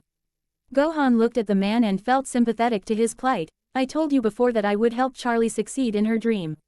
I started down the path of Overlord just to be of more use to her. I think I can resist the urge to run away if I get pulled topside. He finished while smiling at the man. Lucifer looked at him with surprise. Kid, you are really the purest or the dumbest person I have ever met. Either way, thank you for staying by her side. Lucifer suddenly began to think about something. Gohan had to laugh at Lucifer's comment, as he watched the man begin to lose himself in thought. After a few moments, Lucifer snapped his fingers and exclaimed, I got it. How about as repayment for helping me on this matter? I allow you to use whatever means they have to get to Earth to go visit your family and friends. Gohan's eyes widened in surprise as he listened to his potential reward. You seriously would allow that? The King of Hell grinned at the boy as he nodded. I believe that should be fine. After all, since you are doing such a great job with my Char, I believe this should be the perfect way to reward you. This is actually perfect since I can't figure out a way to get you up there easily myself. So you are fine with me becoming an overlord and claiming sinner souls? Gohan asked, hoping that Lucifer would look past this. Lucifer smirked at him as he smacked Gohan's head with his cane, causing him to grab his head in pain. You know what, kid, water under the bridge. As long as you don't get any bright ideas of deposing me as ruler, you can claim as many souls as you want. Even the remaining Saiyans? Gohan asked, not wanting to keep that part a secret. Lucifer laughed. Yes, even them. I guess one of them told you about what happened to the king and the majority of his forces. Yeah, I was told by two of the souls I claimed that they tried to overthrow you and were turned into lawn gnomes because of it. Gohan said plainly. Oh yeah, there are hundreds of them out in my hedge maze. Being blipped out of existence was so boring as a punishment. As my personal lawn gnomes, they can still see and think, but are unable to move. I figure I'll give them a few millennia to think about their actions before I release back into the city. Lucifer then stopped and thought about it for a moment. Except for that really big one, he is way too destructive to be out and about. Gohan thought about who a really big Saiyan could be before his eyes shot open wide. You mean you have Broly out there? How did you even take him down? Magic and angelic power are powerful things, Gohan. Sure, he had physical strength and destructive power on his side, but I've been around since the beginning. All I had to do was get some help from the other sins and boom, big ass lawn gnome. Lucifer said as Gohan stared at him in awe. That is amazing, Gohan said as he tried to process how powerful all the sins could be, and a small part of him wanted to meet each of them. Lucifer smiled at the praise and gave a small bow. Thank you for the compliments, my boy, but I suppose I should show you some. Hing really important if you do possibly go topside, he said as he began to rummage through a box that lay open his desk. Gohan watched with interest as he rummaged through the box before Lucifer. Fina LLY pulled out a jewelry box and opened it in front of him. Inside was small diamond necklace attached to a sparkling chain. This is what is known as a Asmodean crystal, Lucifer began as he pulled it out of the box and placed it onto Gohan's neck. With this little doodad you will be able to blend in with all the other humans back on Earth. You will essentially look like you did before you came down to hell. Lucifer waved his hand over the crystal and Gohan's form shimmered as it changed back into his regular human form. Wow, Gohan exclaimed as he looked at himself in the mirror. Impressive, isn't it? With this little baby you'll be able to move around without anyone being any the wiser, Lucifer said before deactivating the crystal as Gohan was once again gained his demonic features. All I ask in return is that you get a handle on this situation before the other sins in heaven catches on to what is happening. Smiling at the opportunity to go visit family, Gohan agreed to the terms. I'll do my best to solve this issue, but what do I do to the ones making the portals to Earth? Kid, after you figure out what exactly they are up to, I'll leave their fates up to you. Persona LLY, I'd just kill them since it's just a few imps and a hellhound, but you do whatever you feel is necessary. Just remember that whatever you choose will be solely on your head, so if the other sins find out about this, then we both be screwed, Lucifer said seriously, thinking to his brethren. Are they really that bad? Gohan asked, not understanding the big issue. Lucifer pinched the bridge of his nose as he answered, most of them are a bunch of pompous windbags that are set in their ways. I'd only trust 2 of them to not actually care about what's going on, but if the leader of Wrath figures out what is happening, then he would use it as a way to try and force me off my throne, Lucifer said with a groan as he continued. Eventually you will have to meet with them, but that's a topic for another time. Gohan nodded as he stood up. So when do I get started? Lucifer grinned at him as he flung a business card at the boy. You will be going straight to the Imp's office in Imp City. As for when, I was thinking right now, Lucifer said as he snapped his fingers, causing a portal to appear under Gohan's feet as he dragged from the office to a large building in a run-down city. Gohan's arc lit up as his future father-in-law's voice rang out in his mind. Sorry about that, kid, just figured you wouldn't want to walk all the way back there, chow.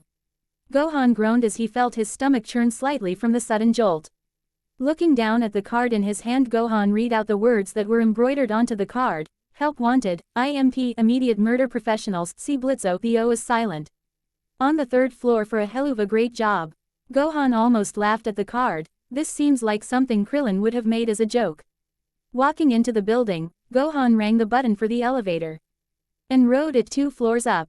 Stepping out and walking down the hallway, Gohan was met with a door that had the 3 letters sloppily written across the front of the door with red paint. Knocking gently of the front door, Gohan was met with silence. Knocking again, slightly louder. Again silence was all that he heard. Sighing, he just decided to enter the room and walk right up to the reception desk. Sure enough, lounging at the long desk was a female hellhound with gray fur. Her outfit was goth in nature that consisted of a large spiked black choker, a dark gray off the holder crop top that was held by spaghetti straps that formed an inverted pentagram at her neckline. Her shorts were black and tattered at the bottom and had a crescent moon on the side, and finally, at the bottom of her legs she wore deep black toe-less stocking, and black finger-less gloves to match. Gohan had to admit that she was attractive to look at, but then his manners kicked in and focus on the reason that he had come there in the first place as he cleared his throat to get her attention. Ahem. The hellhound's ear twitched as he looked up at him with a groan as she continued to pay on her phone. Let me guess, someone pissed you off back on Earth and you want them dead? Gohan shook his head. No, not really. The girl groaned as he answered, well, if you aren't here to hire us, then can you get the fuck out and stop bothering me? We aren't a standing room for you to jack off in. Gohan's eyes widened at the annoyed look the girl gave him before he held up a card. Actual. Why, I'm here to meet with Blitzo to see about the job that was being offered in this business card. He smiled as he held up the card Lucifer gave him.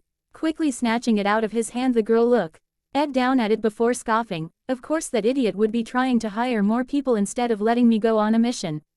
Slapping a clawed finger down on the intercom button, she growled into speaker, "Blitzo, you have an idiot here to see you." The sound of crashing could be heard in an office a short distance away as a door was pulled open and a voice could be heard yelling, "Send him in. I suppose you don't need a guide to walk across a room," the girl said as she returned to her phone. Gohan's sweat dropped as he began moving to the office. "I suppose not. Nice meeting you, I'm Gohan." The girl rolled her eyes as she watched him move. "Luna. Don't get any ideas, fancy clothes. I don't put out just because you act nice." Deciding to just his losses of making conversation, he just moved along to the office as he entered and closed the door behind him. Sitting at a desk littered with pony figures was an above-average sized imp that was currently making two of the figurines kiss as the boy approached him. Hi, are you Blitzo?" Gohan began to ask as the imp sat the two figurines down and stood up to shake his hand. "That's right, I'm Blitzo, the brains of this operation. Which soul on earth can I help you kill today? Let me guess, you have an ex-girlfriend that slept with your best friend." "No." "Okay, what about some asshole that owes you money and killed you so that you couldn't collect?" Blitzo began to list out, trying to guess what the boy wanted. Gohan shook his head no to both guesses. He simply held up the business card up and pointed to the words, "Help wanted." Blitzo's eyes widened as he didn't think someone would have answered the shitty business cards that he printed and threw around the city while he was drunk. "Wait, seriously, you want to actually work here?" "Well, yeah." Gohan began to speak, trying to keep a lid on why he was actually there. "I'm kinda new here in hell and kinda need a job to survive." Gohan hated lying, but he knew he needed their leader to trust him if he was going to get to the bottom of things. "You are hired," Blitzo said while grabbing his hand and shaking it rapidly as Gohan's eyes shot open wide. "Seriously, just like that?" Gohan said in disbelief. "Don't you wanna know my background or qualifications?" Blitzo just shook his head as he said, "If you can think fast and pull a trigger, I really don't care if you were Lucifer himself. If you only knew," Gohan thought to himself as the imp pulled out a regular paper contract for him to sign. Blitzo quickly looked over the paperwork before giving the boy a blank look. "Just so you know, we aren't what most would say is an extremely profitable business, so I can't afford to pay you a lot for your services, but hey, at least it's something." "Oh, I'm sure I'll manage with whatever you can give me," Gohan said, trying to make his employment look more enticing to the imp. "Damn, if I would have known that, I would have offered less pay." Blitzo half joked as he passed the contract over to Gohan as he began to read it word for word. Not seeing anything out of the ordinary, Gohan began to sign the contract as Blitzo laughed. "Ha. Now that you signed that, you can't sue me for any wrongful injuries." Gohan just shrugged at him. I'm not really worried about that since I can hold my own in a fight." Blitzo grinned as the boy didn't back down from him. "I like that air of confidence you got, kid. We will see if those muscles are just for show once we get a client today. Maybe if you do well enough you can get a little hands-on practice with moi." Blitz flirted. "I think I'm good on that part," Gohan said while throwing his hand up in front of him. Blitz waved him off as he scoffed. "Your loss, handsome." Looking down at the contract, he read the name, Gohan. "Huh. Sounds exotic. Come on then, let's go introduce you to the team so they can get used to seeing your face around here." Blitzo kicked open the door as he led Gohan into the middle of the room, gaining the attention of Luna sitting at the desk, as well as two imps that he hadn't seen before that were now standing against the desk. "All right, team, believe it or not, someone actually answered my business card ad to work here. This is Gohan. He has agreed to work here for close to nothing, so I already have higher hopes for him than you, Moxie," Blitzo said, shooting a glare to the small white-haired imp that was dressed in a nice outfit with a bow tie. "Sir, we can barely afford to stay employed as it is, and you want to bring in someone new?" The one known as Moxie said as the female imp next to him waved at Gohan happily. "We aren't doing too bad right now, Mox. I say the more the merrier."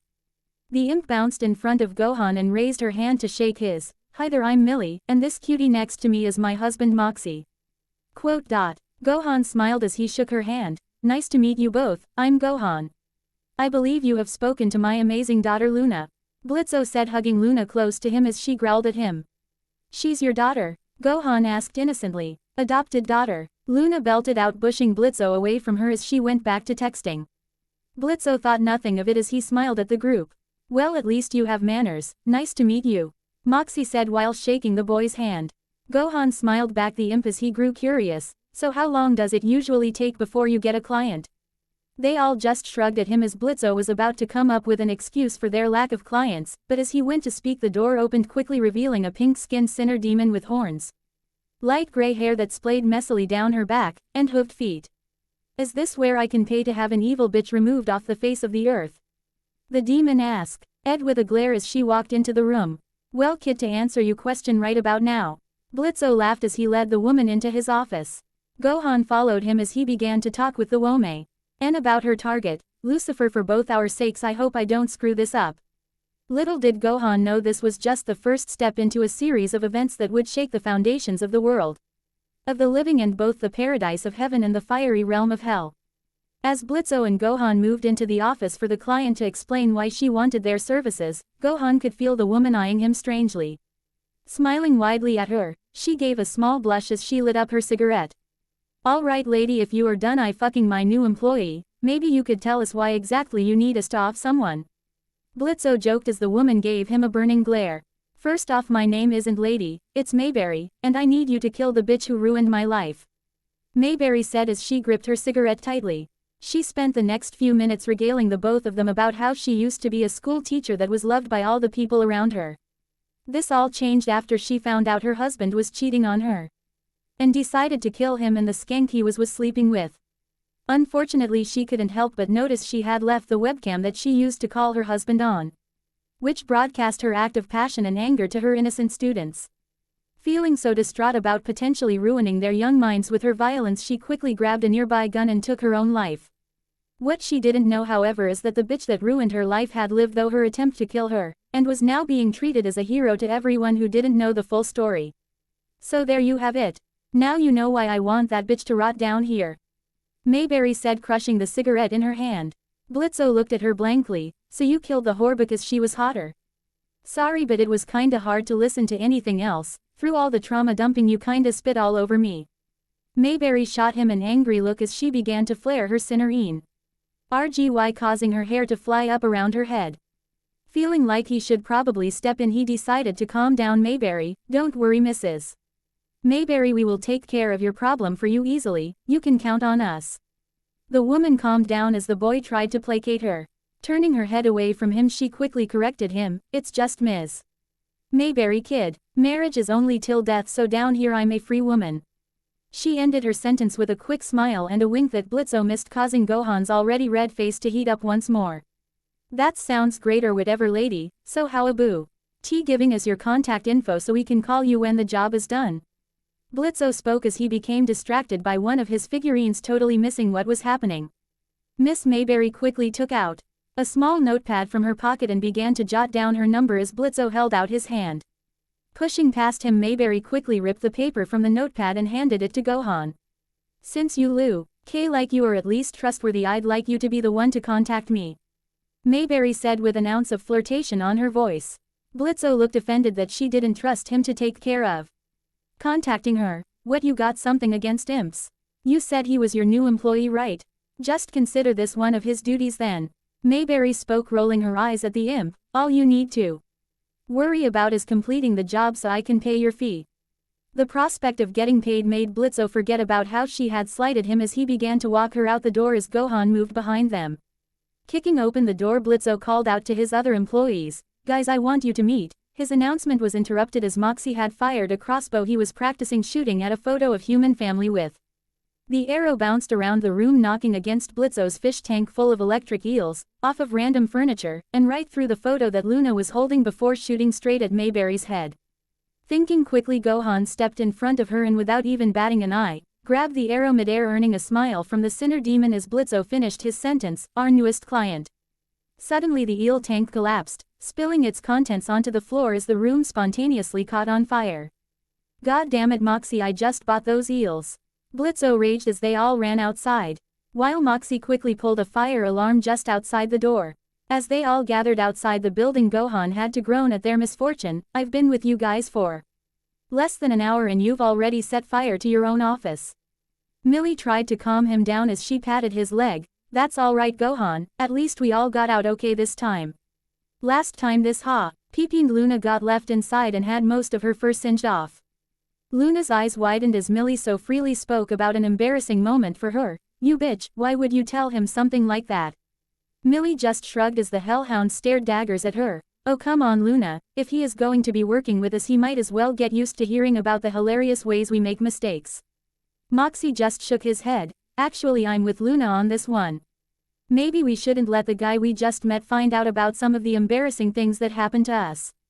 Nonsense, why I can tell he is going to be a great fit for our little team. Besides, Luna burning her hair off may have been funny, but it has nothing on the time that you had to run halfway across Imp City naked AF. Tear a wild pack of queefs at your clothes off of you. Millie laughed as Moxie began sputtering at the terrible memory. Luna growled at her as she decided to get even. What about when the time you got shoved into a piñata at that succubus's bachelorette party and they all tried to beat you with sticks so they could get candy to fall out? Millie laughed as she had a much higher tolerance for embarrassment than her husband and co-worker. Standing off to the side, Mayberry's just sighed. Are you guys seriously the ones I'm trusting to get the job done? Blitzo just chuckled as he tried to convince her. You have nothing to worry about.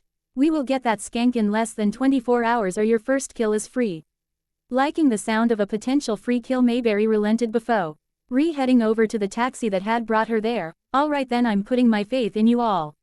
She looking at Gohan before blowing him a kiss. I'll be waiting for you call when the job is finished, handsome. As she finished her sentence she shut the door to the taxi and they all watched as it sped away down the busy street. Smooth moves, lover boy. Luna deadpanned as she typed away at her phone. Gohan was unsure of what she meant as he just thought that Mayberry was being polite to him. Since when did we start giving away free kills? Moxie asked, not liking the sound of missing out on pay. Blitzo turned to him and leaned in close. When you set fire to my office in front of a client, you fucking dick shit. Now someone please tell me that fancy book is still intact. You mean our only ticket to the other side? Yeah, got it, Luna said with boredom as she pulled the book out from behind her back. Gohan quickly locked eyes on the book as Luna said that as he realized that his must be the way they are getting to Earth. Quickly activating his seal, Gohan began to call out to Lucifer. Lucifer, do you read me? It took a few moments but Gohan could hear a quick response. The other side. Damn, that was quick, kid. What do you have for me? Spoke Lucifer, eager to know what he had found. It looks like some kind of spell book with golden pages. You know anything that fits that description? Gohan asked, hoping that this would be descriptive enough for the King of Hell to understand. It sounds like they got their hands on a grimoire. Very few royal families in Hell are permitted to have them. How did these little shits manage to swing that? Lucifer said, clearly outraged at this news. Not wanting to draw attention to himself, Gohan quickly decided to cut his call short. I don't know, but I'll keep looking into it. Keep me posted, kid. Lucifer spoke before cutting off their connection as Gohan turned to the others who were waiting on him.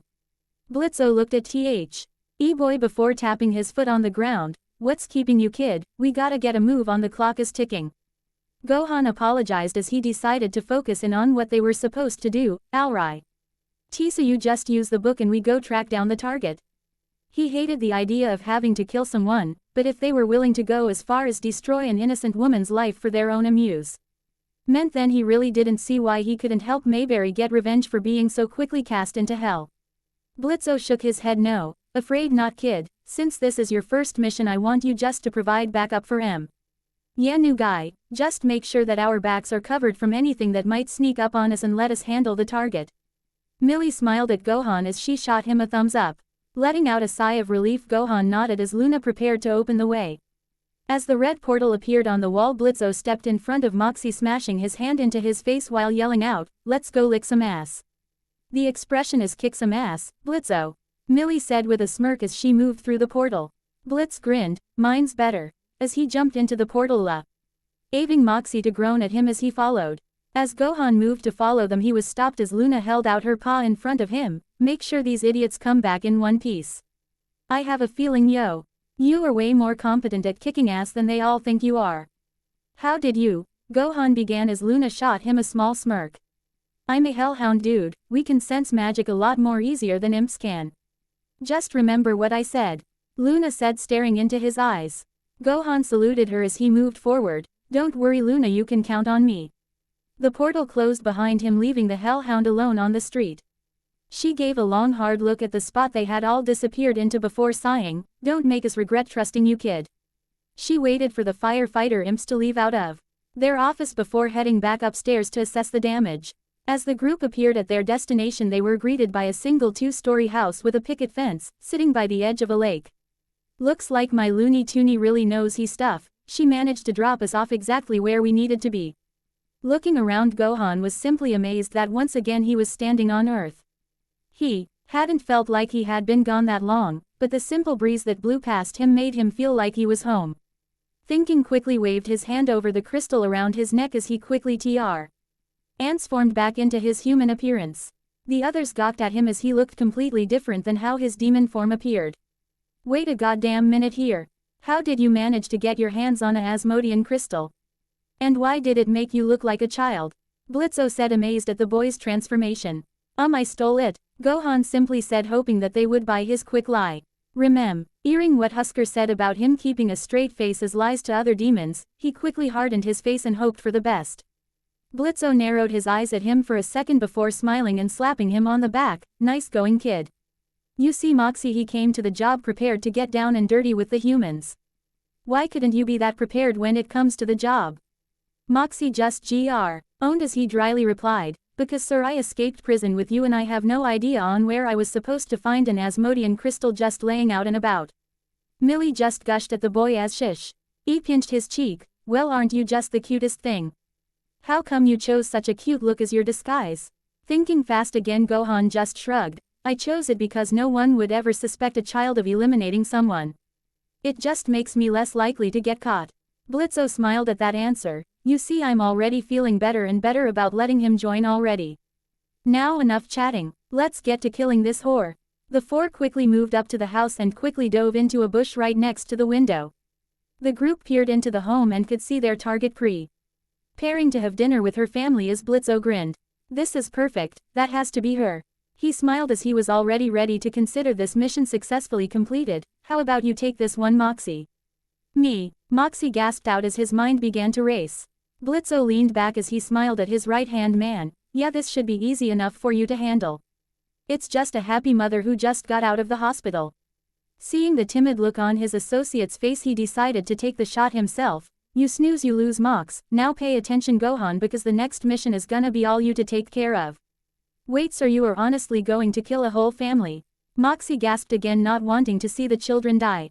Blitzo just snorted as he continued to aim his gun at the woman. Of course not. Just the mother. Moxie tried to talk him out of it while placing a hand on his gun. Maybe if we just think about this for a few. His sentence was cut off as he accidentally bumped Blitzo's hand as it fired into the home, spooking the family. Gohan continued to watch as he could see the family looked around in a frightened manner, and he honestly thought their mission was about to end then and there. Understandably, he was not prepared for what happened next. As if they had been waiting for this moment, each of the family members all pulled out guns as the mother called out to her children. All right, kids, guns out, called the target as she grinned evilly while downing an entire glass of wine in one gulp. Her husband stood up next to her as he nuzzled her cheek. All right, kids, Martha. Looks like we got some rabbits to catch. Outside the house, Blitzo was tearing into Moxie for throwing off his shot. Moxie, what the fuck was that? Blitzo seethed as Moxie tried to catch his breath. Moxie let out a choked gasp that sounded almost possum-like as he fell to his knees. I'm sorry, sir. They just seemed too innocent and happy, I panicked. Blitzo groaned as he listened to Moxie break down. Who the fuck is innocent in this world? From the moment you crawl out of your mother, you are already a parasite latching onto your mother's tit. Get the fuck over yourself, you baby-dicked prick. Before another word could be said, Gohan quickly zoomed forward and tackled Moxie to the ground as a hole was blasted through the wall and injuring Blitzo's arm. Shit, new hole. Scatter, he yelled as the four of them took off running in different directions. Both Gohan and Blitzo spiraled through the forest with Martha hot on their trail as they both decided to split up to try and throw her off. Gohan was hoping that she would have followed after him, since he doubted that the gun she was using would have done any permanent damage to him other than slightly breaking his flesh. Sadly though, she realized that Blitzo had been clipped by her double-barrel shotgun and was now following his blood trail. Slamming his fist against a nearby tree, Gohan swore as he knew that he had to jump in to save them. It was at that moment the voice that he had heard during his battle with Raditz rang out in his mind. What's wrong, boy? Scared to snap a redneck bitch's neck? Just because you are scared to cross a line. Gohan froze as the voice was much more clearer now than it had been back when he fought Raditz. Who are you and what do you want? The voice laughed inside his head as it slowly shifted. It sounded as if it was a mix of his own voice combined with that of an almost feminine-sounding cackle. Let's just say that I'm just a small part of you that wants your dormant desires to rise to the surface. Gohan began to sweat as the voice was seriously unnerving him. This is just a result of being stuck in hell. You are just the stress getting to me. He voice continued laughing as it addressed him again. It's too early for me to fully introduce myself to you, but soon we will meet face to face. For now, how about I give you a little something that and help you defend your friends from this little clan of cannibal nobodies. Gohan was about to refuse when a painful feeling shot forth from his gut as the Asmodean crystal deactivated. Doubling over in pain, Gohan began to vomit a large amount of black sludge onto his arm. Like a mass of tendrils, it spread to cover his entire arm before solidifying into a swirling tube-like growth jutting up just above his hand. What in the hell is this thing? Gohan ground out as he felt as if he had vomited up his entire rib cage. Giggling softly, the voice spoke to him one last time. This is just a SMA. Taste of what I can offer you in the future. Just simply concentrate on your target and fire away. Enjoy my gift. We shall speak again later. Gohan was left once again in silence as the voice became silent. He did not have time to process what had just happened as he could hear the blast of gunfire and the screams of both Blitzo and Millie ring out into the forest. Hang on guys, I'm coming. Go, Han called as he began running full speed through the forest. As he traveled rapidly towards their energies, Blitzo and Millie were now tied up to a post with Martha standing over them holding a lit torch in her hands. Blitz growled as he struggled against the ropes that were binding him and Millie. God damn it, Moxie, I had that fucking shot. And where the fuck is our new employee? He stares down. One hillbilly family with guns and he runs for the fucking hills.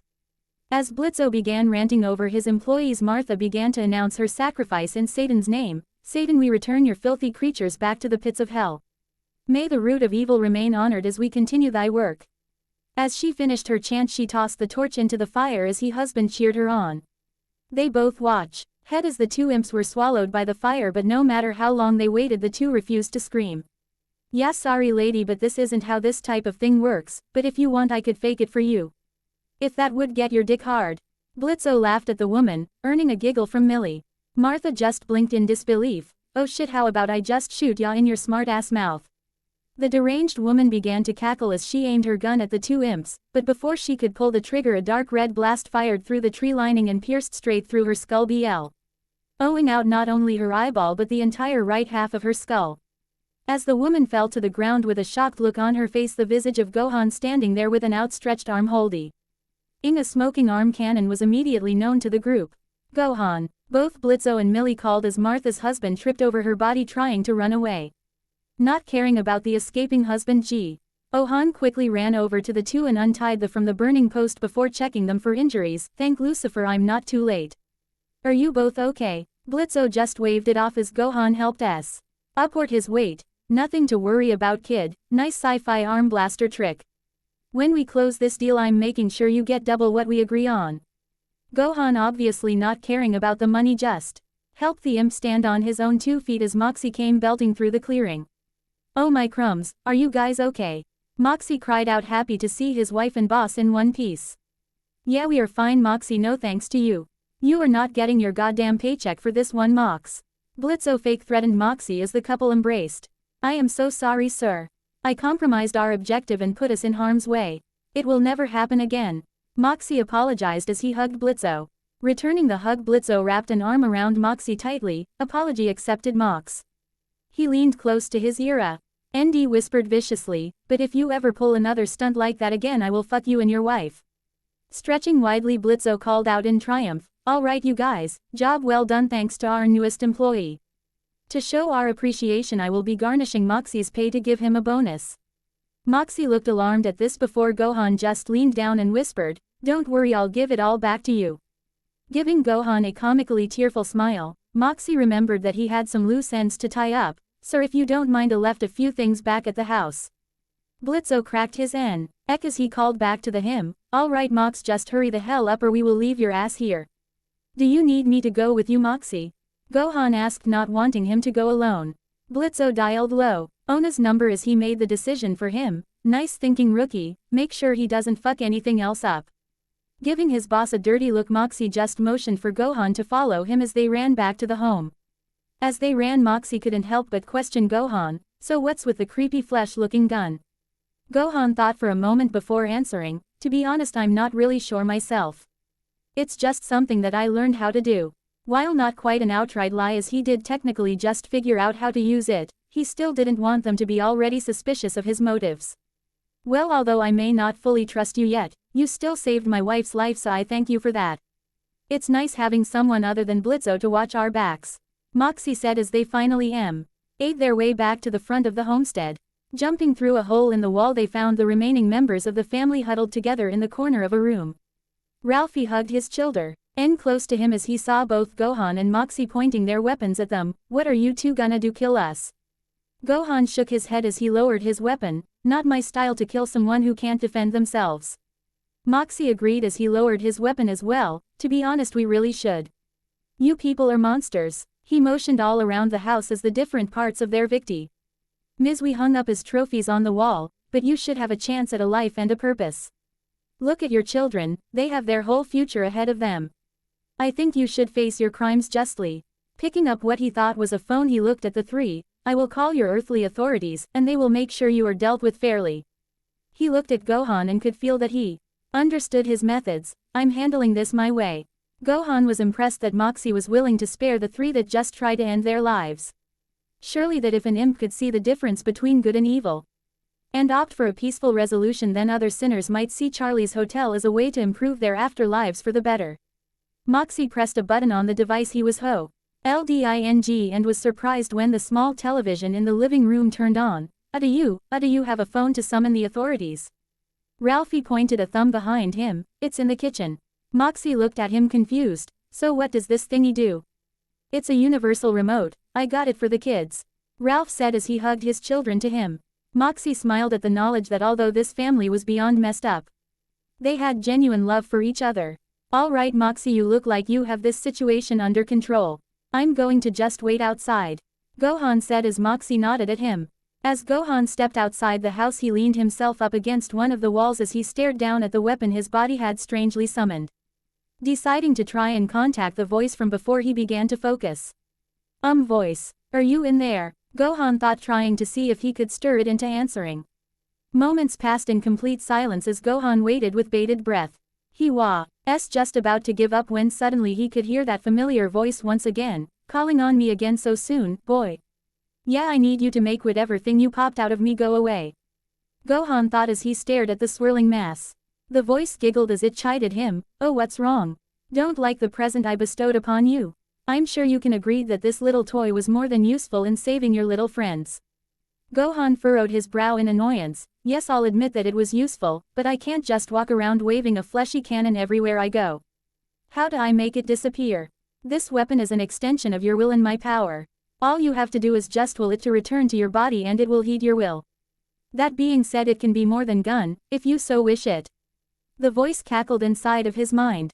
Listening to what the voice had just said, Gohan began to concentrate on returning the weapon to his body. The growth began to twist and spin as it slowly pushed itself back into his flesh with mild discomfort. After it had fully dissolved into his body, Gohan began to communicate again. Alright, who in the hell are you, and how is it that you can make my body do that? It's too early for me to be introducing myself to you, just know that I only wish for your well-being as you fulfill your destiny. The voice said in a soothing tone. I swear to you that when the time is right, we will have plenty of time to get to know one another. For now though, it is best that we just coexist together in silence. Just remember, child, that whatever happens to you also happens to me, so use cautions in your future battles. Gohan could feel the connection being severed as he was once again left alone in silence. He couldn't help but shake a dark feeling haunting him. Whatever this voice was inside of him obviously had nefarious reasons for helping him. Maybe he should speak to Lucifer about this mysterious voice. His thoughts were interrupted as XXIE jumped out of the hole in the wall and greeted him. All right, Gohan, mission accomplished. The authorities are on their way here and the family has agreed to go silently. That's great, Moxie, Gohan said, smiling at the imp. I'm glad you managed to pull it off without having to kill them. Moxie agreed as a portal opened in front of the two, with Blitzo and Millie popping out of it. There you two are. Geez, you guys were taking so long, I figured that you both were having an employee bang session. Blitzo laughed as he slapped Moxie on the back. Moxie stared at him with an uncomfortable place. Oh, what, sir? Look, Moxie, I don't care where you both come, as long as you're come to your job on time. Now hurry up so Gohan can call that teacher chick back. Blitzo yelled while hopping back through the portal. Millie hugged Moxie as she kissed his cheek. You two wrap things up nicely, hun. Gohan smiled as he praised Moxie's decision. He did great back there, really took control of the situation. Squealing happy, Millie squeezed Moxie's cheeks. You have a good heart, honey, with just a fuzzy head. As she followed Blitzo through the portal, Gohan motioned for Moxie to jump through. But before he could, they heard the sound of sirens behind them. The two watched as a helicopter flew close to the home and without a moment's notice fired a missile that reduced the home to cinders. Both Gohan and Moxie's eyes widened as they watched the target's home explode, causing a stuffed animal's head that was thrown from the blast to collide against Moxie's chest. They both looked each other in silence for a few moments before Gohan felt that he had to shout out, "What the fuck was that?" Deciding that he wanted to be anywhere but there, he quickly grabbed Moxie and jumped through the portal. As the two made their way into the cramped office again, Gohan left the room and quickly called Mayberry and informed her that the job was complete. Hearing the chatter from inside the office, he decided that he should probably contact Lucifer about what he learned. Activating his seal, he called out for Lucifer, who quickly responded. Good news, I take it, Gohan. Lucifer spoke, sounding like he was trying to concentrate on something. If you wanna call it that.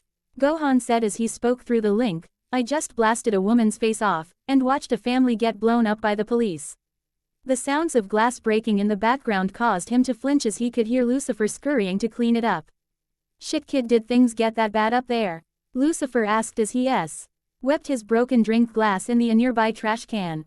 Gohan sighed as he answered, well, considering that you sent me assist some assassins, and having to kill their target just to save them, I'd say everything went just peachy.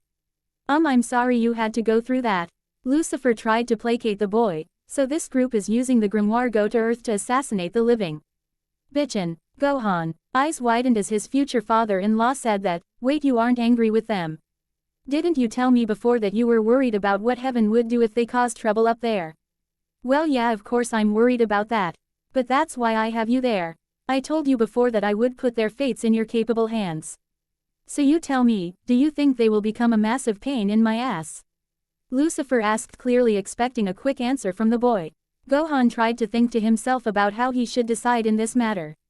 On one hand, he felt that Blitzo was a hothead that would rather pull the trigger regardless of if someone deserved it or not.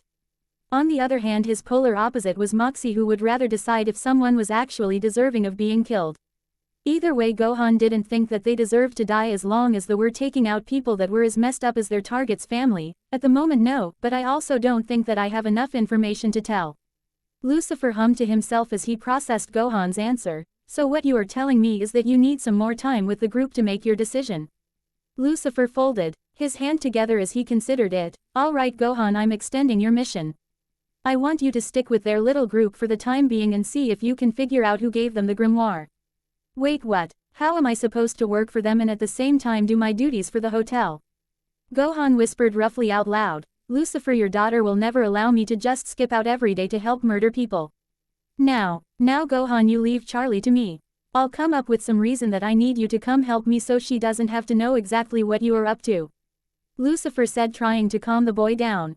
Gohan grit his teeth in anger at Lucifer's proposal. So you want me to betray Charlie and Veggies' trust in me? This goes directly against her dream, Lord Lucifer.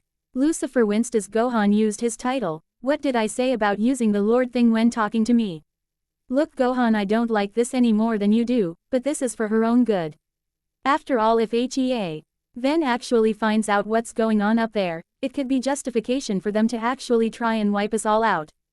Just do the best you can, and hopefully this will all be over soon. Rolling his eyelids with his hand, Gohan let out a groan. Alright, fine. I swear though, Lucifer, if this winds up hurting Charlie, I will personally hold you accountable. Lucifer narrowed his eyes as he heard Gohan's vague threat. Kid. Besides the whole killing thing, is something up? You seem a little more angry than before. I'm fine, but the next time I'm in front of you I need to have a long conversa on about some changes that have happened to me. Gohan spoke, thinking about the voice and his new weapon. Alright, Gohan, you will have my full attention when you get back, and thank you. I know it has to be hard to lie to Char Char. But I swear this is to keep her safe. When you are a father you will know how it is. Lucifer said, staring at a picture of Charlie as an infant. As the connection broke, the door behind him opened as Luna peered out to the boy standing in the hallway. She gave him an odd look before calling out to him, "Hey new guy. Client is here," and Blitzo bought a mission complete cake. Trying to snap back into character, Gohan smiled at her before walking towards the office door. "Oh thanks Luna, just needed a moment to decompress." "Right, just get in there," Luna said as she continued to stare at him. Gohan gulped as he recognized that look. It was the look his mother always gave him when she thought that he had something to hide. He could only hope that she didn't hear his little outburst with Lucifer. Stepping back into the room, Gohan could see that Mayberry was arrived and was smiling widely over the fact that her nemesis had been taken care of. "There's our savior himself. He killed that bitch so well, that shit-eating grin she had was blasted right off of her face." Blitzo praised Gohan while slapping him on the back. Mayberry eyed him up and down ogeye. And as she stepped closer to him, "I had a feeling that I could count on you." She leaned in close to his ear. "Feel free to keep my number as my own personal thanks. I'm sure I could always use more texting buddies," Gohan said innocently as the others all slapped their hand to their foreheads at his innocence. "Alright you guys, as painful as they was to watch, let's also give it up for Moxie Foe. Are finishing the rest of that psychotic even hillbilly family as well. And to think if you had just given up and walked away they would still be living." Blitzo laughed as Moxie sunk down into his chair with a crushed look on his face. "That's messed up, but I paid for it." Mayberry laughed as everyone minus Gohan and Moxie joined in. Gohan could only look on with a deer in the headlights type of look as he wondered to himself, "What in the hell did I get myself into?" The end.